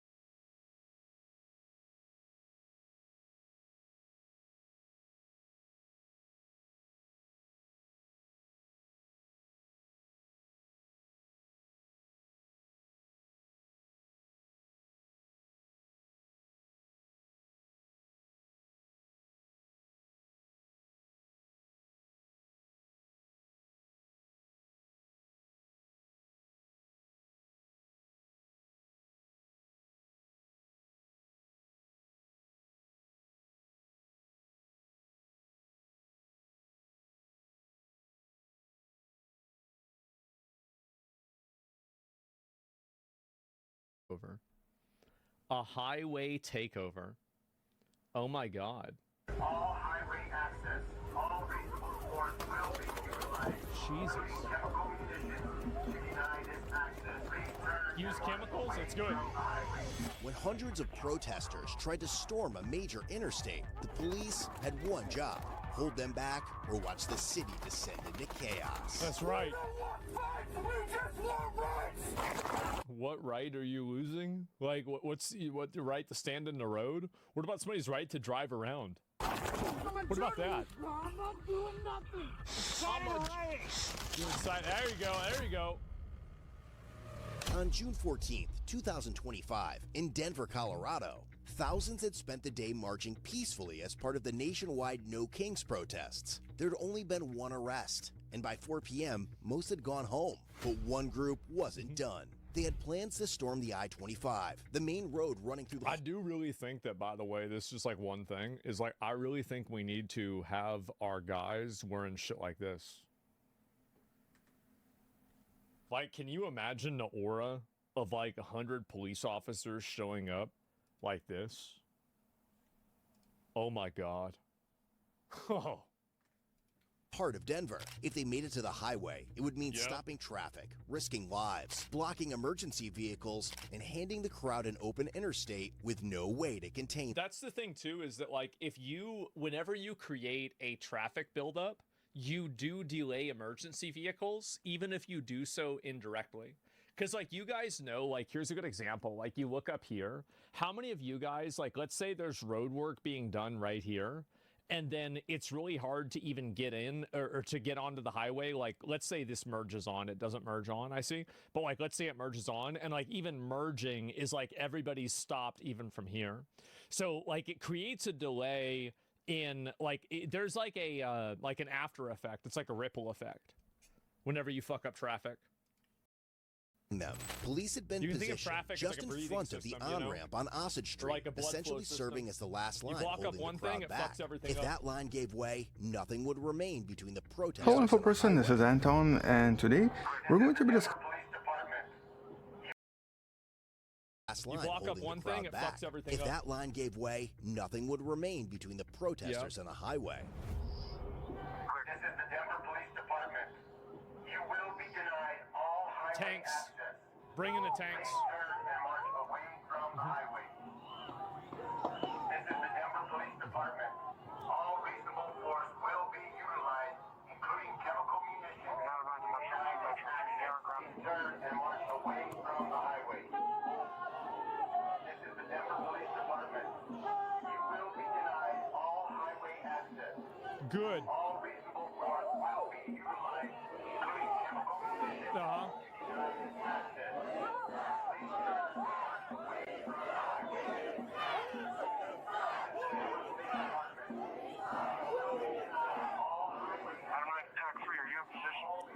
Bring back the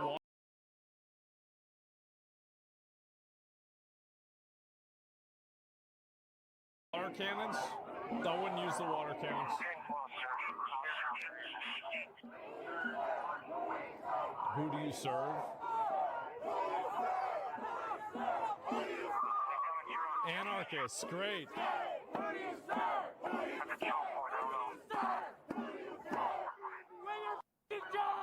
We haven't had any reports of rocks yet. They're just chanting.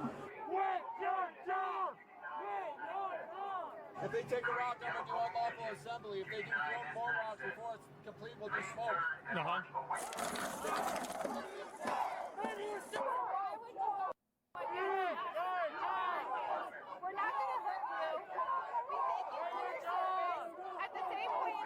Then get out of the road.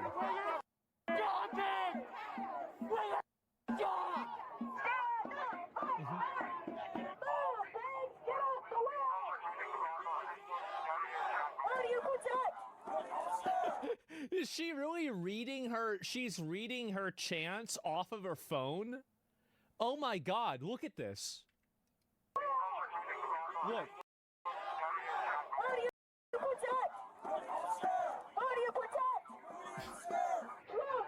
Jesus Christ, like a script? Yeah. So far, the crowd had been relatively peaceful, but slowly, things were starting to escalate, and the police had to find a way to disperse the crowd.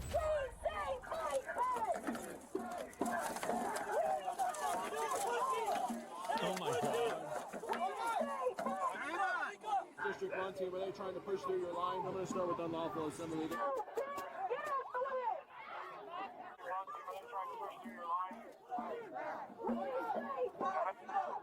They're trying to push. You can put down some member and put them back.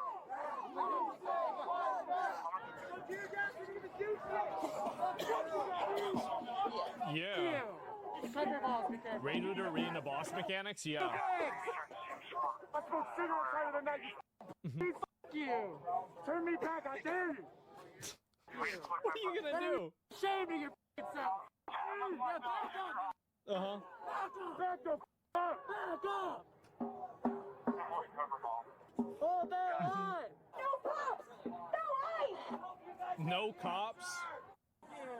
No cops. I don't see a riot here. The funny thing is that if there were no cops, some random guy would probably drive by, some like, I guarantee you one of those like conspiracy super right-wing guys that has like 50 guns would just drive by and gun all of you people down. You'd all be dead if there were no cops. The only reason why you're alive is that there's cops. The reason why people aren't running you people over is because there's cops that are stopping you from doing this. It's like, yeah, you're being protected right now. This is Lieutenant Kyle Smith of the Denver Police Department. I hereby inform all persons assembled that you're in violation of parties in the roadway. In the name of the people of the city of Denver, I command all of you here assembled to disperse. Or to run them over, I could The use my crowd Ford refused Super to Duty. follow their Got some orders, fatties, so the you police know? had no choice but to turn up the heat. Uh-huh. Your time is up. You must.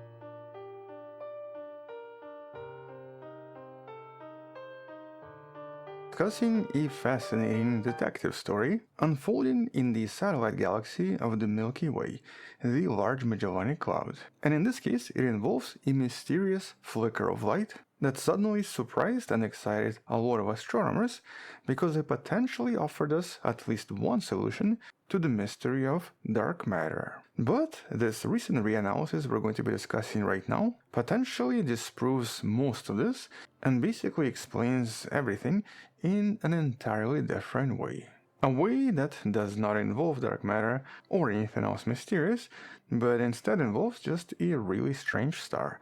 And so in this video, let's discuss the relatively recent discovery of Phoebe, the event that we actually discussed not so long ago in a video in the description, and discuss this new explanation that actually does make just a little bit more sense.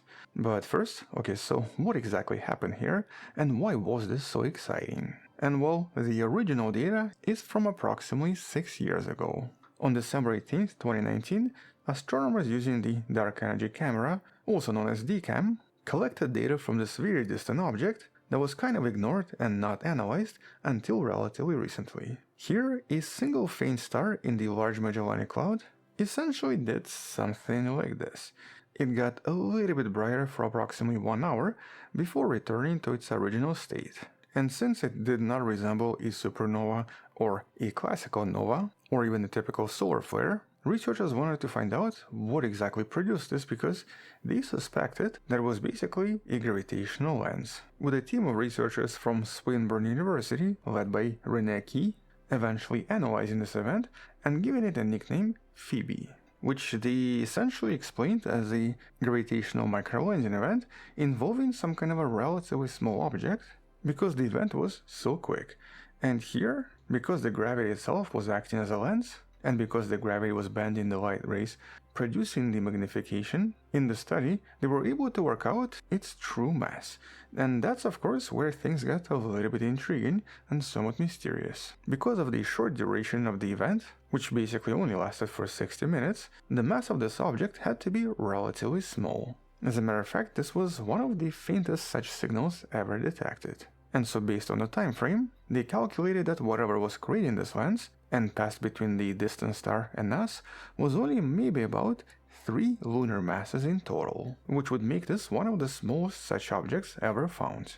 With this team then exploring 3 main possibilities for what this object could be. For example, it could be some kind of a really tiny rogue planet, possibly a planet in our own galaxy, or maybe even the first ever discovered exoplanet in the Large Magellanic Cloud. But here, statistically, it did not really make as much sense as something entirely different. Because a much more exciting explanation that also makes just a little bit more sense in terms of probabilities was that this was a lot more likely to be a primordial black hole. As a matter of fact, 100,000 times more likely than a planet.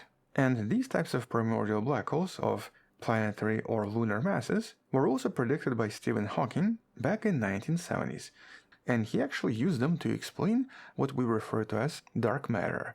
He basically said that it could be a bunch of really tiny black holes, possibly only this small in size, with the mass of a moon or so, that could be creating these extra gravitational effects all over the universe. And so unlike typical black holes forming from massive stars collapsing, these types of black holes would have formed in the first few moments following the Big Bang from a direct collapse of a lot of different gas in different regions. And so in some sense, if confirmed, this would have been the first such detection, and it would have also solved a lot of major mysteries. But sometimes the easiest and the most beautiful explanations are not really the best. And so even though trillions of these tiny black holes could potentially explain the presence of dark matter, and could explain what's observed here, we still needed to have more evidence that this is indeed a black hole. And that's of course kind of difficult to achieve because if Phoebe were a black hole, it would only be 6 millimeters across,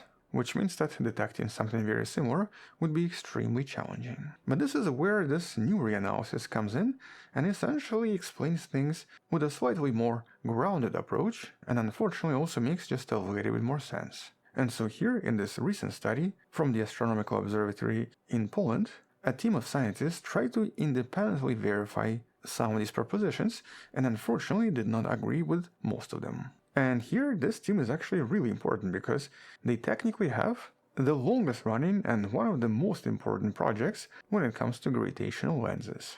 They're part of what's known as OGLE, Optical Gravitational Lensing Experiment, that's been doing these observations for several decades. And so here are these Polish scientists, whose names I'm about to butcher because Polish names. Here we have Andrzej Udalski and Przemek Mroz. My apologies for butchering your names. Reanalyzed all of this data by using their own observations, because OGLE has also been monitoring the same region for many decades. And they actually know quite a lot about these observations because they're basically leading the project. And so these two scientists realized that if dark matter was truly made out of these lunar mass black holes, we should have actually seen hundreds or even thousands of similar flickers in the data coming from OGLE as well. And while a few years back, we've actually discussed very similar observations by the Japanese team that tried to observe the Andromeda galaxy with the assumption that they're going to find very similar flickers all over the place. But they didn't. Out of thousands expected, they only found like one. And something very similar was found again. When the data was reanalyzed, and when extra observations were also added from the dark energy camera, they found no extra gravitational lenses, but they potentially found the smoking gun. Or basically they found the object that the initial team was looking at in their initial data analysis. And well, it turns out that this particular object, Phoebe, brightened at least 3 separate times over several years. As in, it didn't just change in brightness in 2019, it seemed to have done something very similar 2 separate times. And importantly, this wasn't actually shown as a typical gravitational lensing type of brightening, which normally involves something like this and creates a symmetrical curve, but instead resembled something a little bit more chaotic.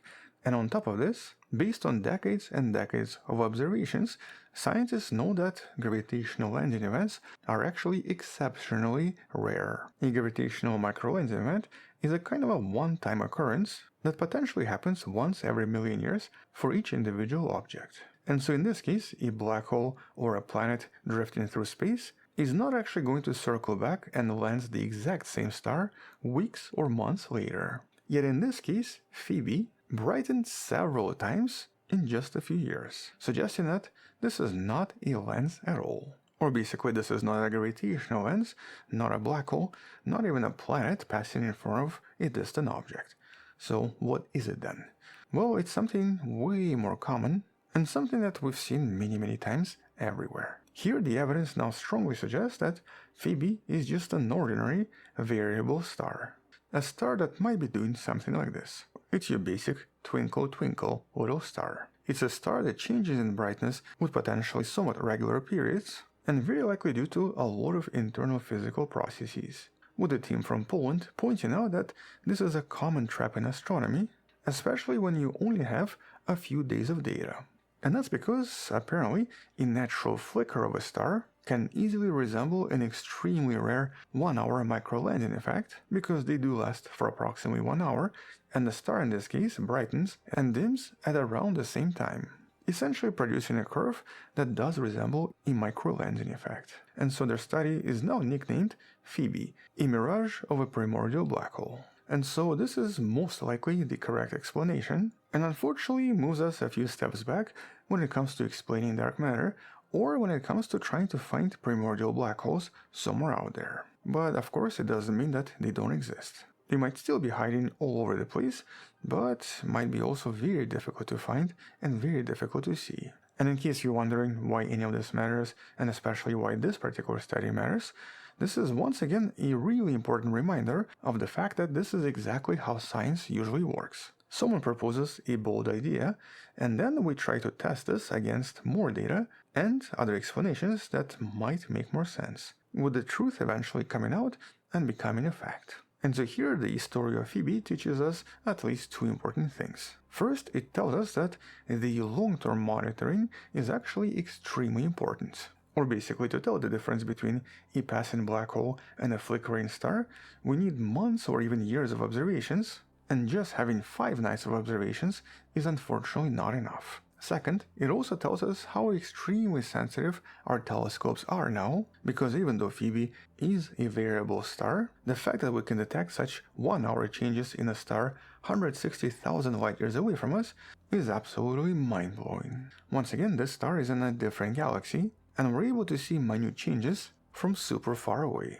Which means that with the new telescopes that are going to become operational very soon, such as the Vera Rubin Observatory and Nancy Grace Roman Telescope, we're going to be seeing so much more because they are going to be monitoring millions of stars at the same time, likely discovering thousands of microlensing effects in mere months, which might allow us to finally determine if primordial black holes are real, or if we need to basically rewrite.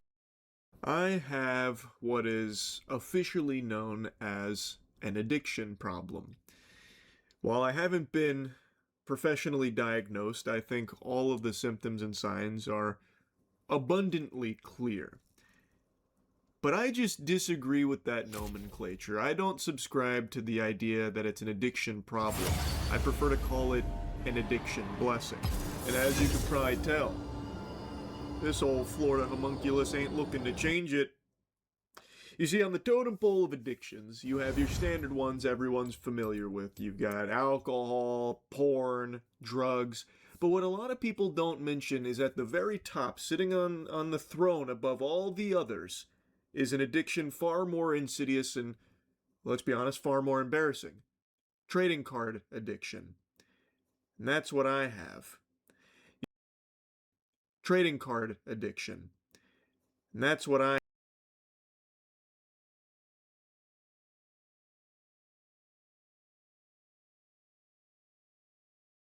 It's a new day, which means new clowns to make fun of in the TCG community. Well, they're not really in the TCG community. That's not fair to say. These scalpers are just germs that infect it and poison it. Point is, I'm shooting spitballs at scalpers again. We're making fun of more of these dumb assholes that keep going out and just making fools of themselves. Dude, you can't get in front of me. No, you went in front of me. But you went in front of me and those were mine. I have 2 hands. Her gluttony insatiable. Her greed has rotted her mind. So this woman here is even boxing out someone else in line who's trying to reach in and grab product because she's literally taking all of it. And it straight up does look like a basketball play. Dude's going up for the rebound to get his paws on that precious Pokemon product. She is boxing out and actually driving him back, and he's got his arms up, you know, like he's trying not to draw a foul for over the back or something. And the whole time she's berating him, just chirping about how he wasn't in front of her, thus he's got her product. That's hers. She has 2 hands. So, this is definitely someone's mom, and I would be ashamed if this was my mother caught on camera here. This would be worse than if my mom was just cheating on my father and they got a divorce or something. This would actually hurt me more if I saw my parents engaging in behavior like this. It is not your product, lady, just because you got there before he did. There really needs to be strictly enforced buy limits per individual here, because this just keeps happening over and over and over again. These scalping turds have proven that they can't exist in a civilized society and can't be trusted with even basic human decency in the face of Pokemon product in their vicinity. It's so bad that now stores are putting signs out like this about disruptive behavior and how annoying it is that they keep leaving chairs and shit in line overnight. Just reading that sign seems like something you'd find in a fucking elementary school classroom about the rules there. But this is for adults. Adults that are like the minds of toddlers, except far more aggressive and their behavior far, far worse.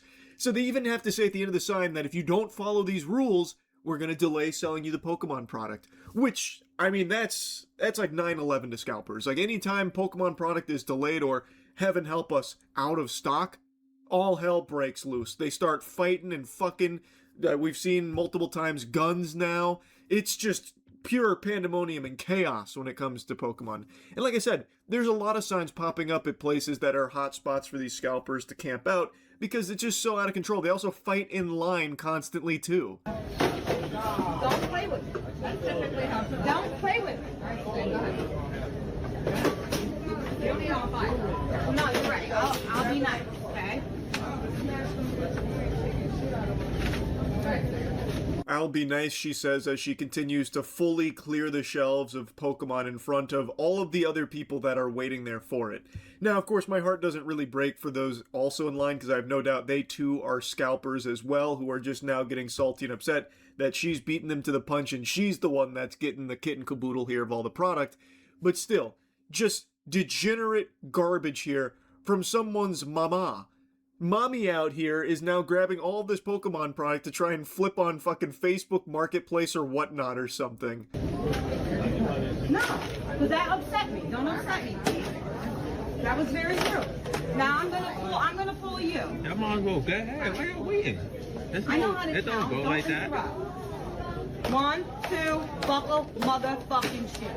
Yeah, now you know shit's about to pop off. It's getting wild. She just dropped the 1, 2, buckle my shoe. We've entered the end game. There will be no survivors now. It actually grinds my gears so fucking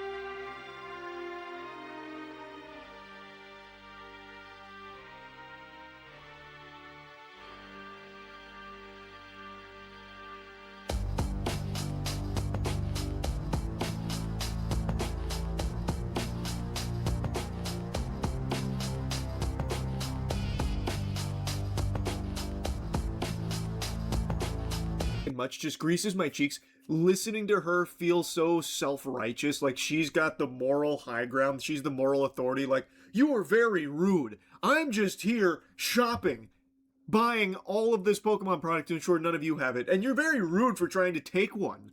You're not allowed. They're all mine. Don't you know that? I was here first, so thus, I am entitled to every single one of these, in fact. And lecturing them about it, it's so annoying. It's so unbelievably cringe. Yeah, well, that was very rude. You're like, look, one. Okay? All right, you're good. Two. But I just standing there and just letting her take all the shit. But that's called a line, dude. Yeah, but you have to move though. You can't stand right there. Says who? Says sane human beings that you shouldn't just be camping in that spot, taking every single product there while others are actively waiting for it as well, you greedy asshole. You greedy parasite. I really wish they just went into her cart and started taking her products. They're not hers. Just because she puts them in the cart doesn't mean that they're hers. And I have appreciated the trend where some individuals have gone into scalpers' carts and just started taking some of it and walking out with it. Because what are they going to do? They don't have some legal right to it. It is not theirs. So, I wish they had just started taking from her cart. Like a scene out of the fucking Walking Dead where they start like reaching into the intestines and eating them. I wish the other scalpers just came in there and started cannibalizing her cart there, taking all of her Pokemon products since she cleared the shelves.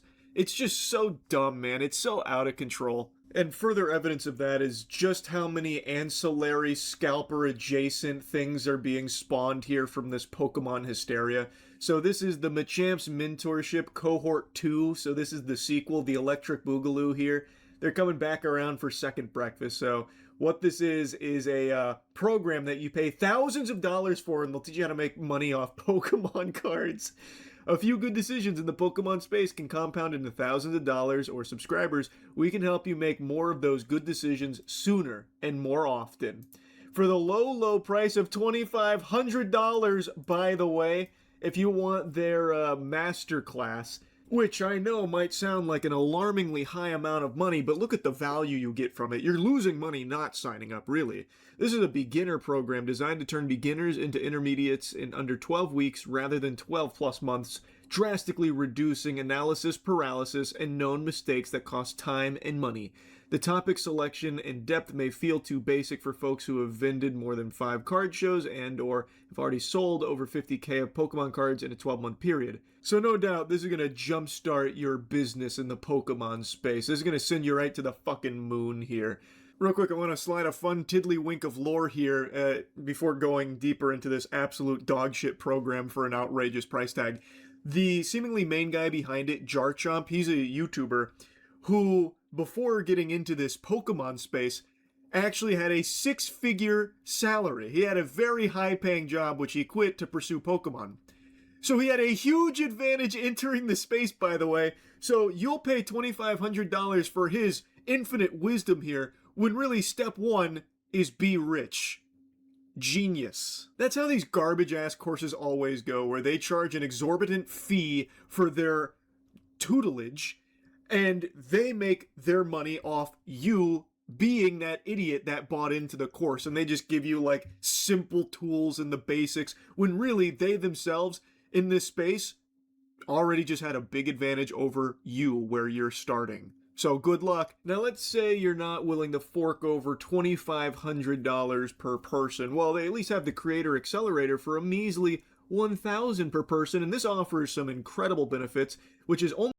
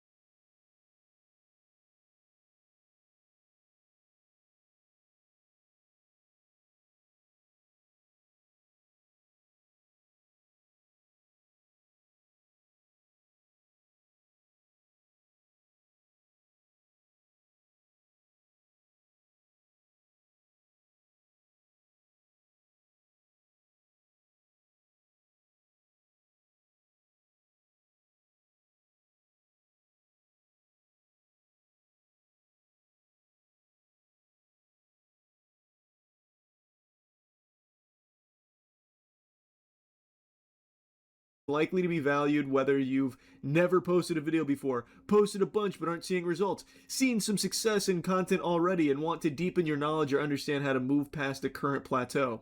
Content will focus on long-form versus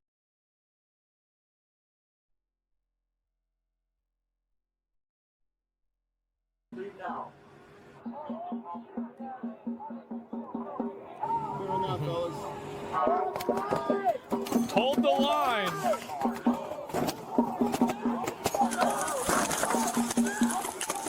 We're throwing the canisters back at us. Pepper ball is being deployed. No. Get your hands off as you can! Gas them. Yeah.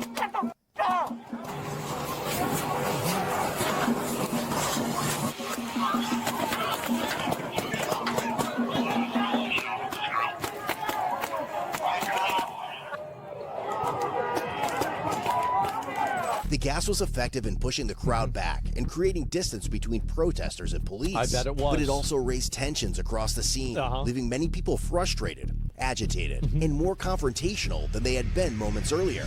I absolutely hate that they even play at all with these people. Like, if you're going around blocking a street and you're just marching down and you're making it to where, like, nobody can use the road, I think that they should just totally fucking, like, Imperial you out. Like, totally go Warhammer 40k on these people.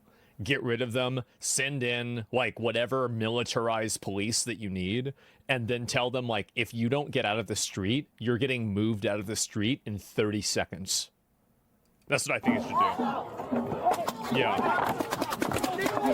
Rubber bullets, the paintball guns, running over them if you have to. Whole way. Like a bulldozer. Snowplows, yeah.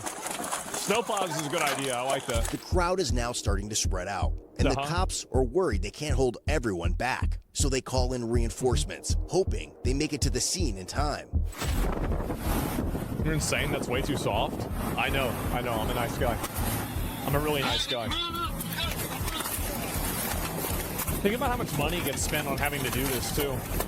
These are the same people complaining about, like, healthcare and everything. They never think about how much money they make the police spend to try to stop them from, like, destroying society.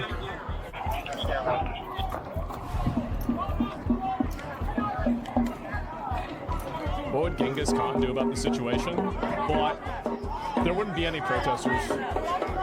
Because he'd be a great leader and they wouldn't need to protest, right? That's the reason why. Right now! Yeah, that's the reason why.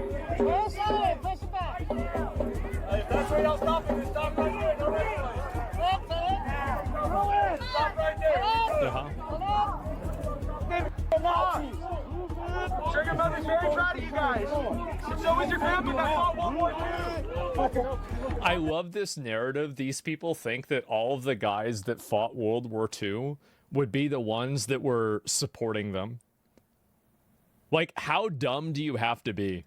Really? I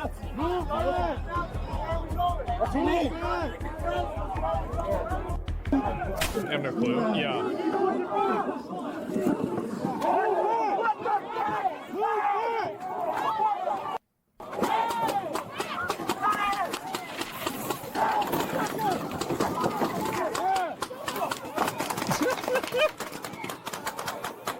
Scatter, boys. Keep pushing, please. There you go. There you go. Chill out, y'all. Can we get a spokesperson? Spokesperson, who would like to speak, please? We're interested in speaking. We're interested in speaking in peace. A member of the crowd had spoken up asking for peace, but the situation was about to move in the opposite direction as police began putting their next plan into action. There you go.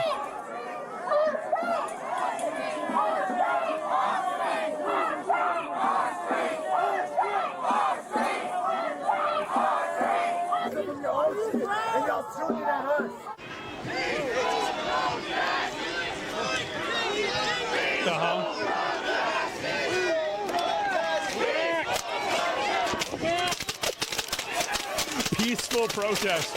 If we say we're peacefully protesting, that means we're It's not peaceful when you obstruct traffic. Yeah, what do you mean?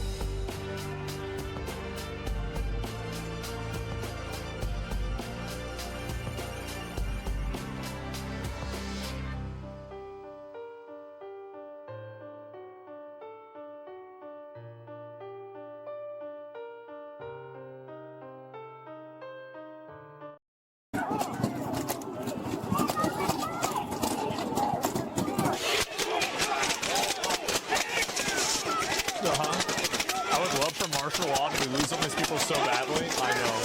I know. Move back! Move back!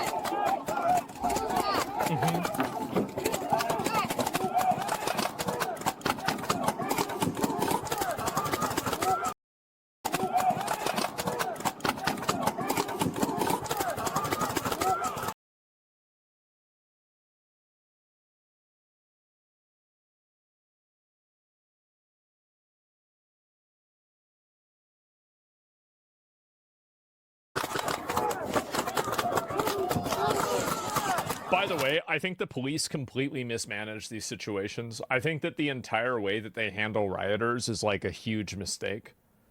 I do. I think that you can be a lot more aggressive with them, and like they don't handle this in the right way. I think they're just reactive. Yeah, they're way too soft. They enable it. Yeah.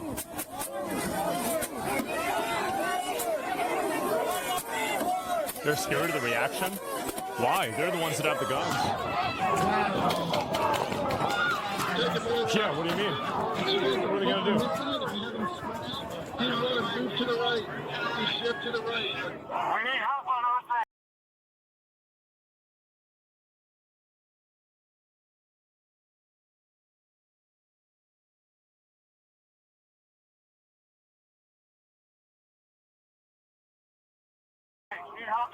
They threw a rock? Of course. That's what they do.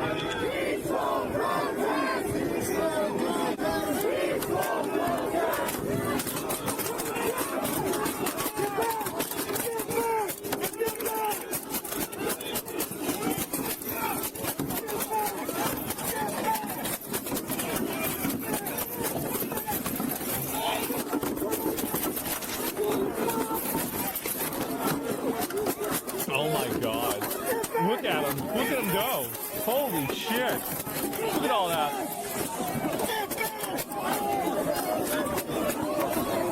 Oh my God. Look at this. What a picture, guys. You're making history. These people are so obsessed with the optics and the way that they're seen. It's so embarrassing. Like it's constantly about like what people are going to say about you. What are people going to think about you? Like what are people going to say about you? Like it's nuts. History. Shame. Yeah. Shame. Shame. We enable it. We do. Shame. You're making history. Shame. Shame. Shame. Shame.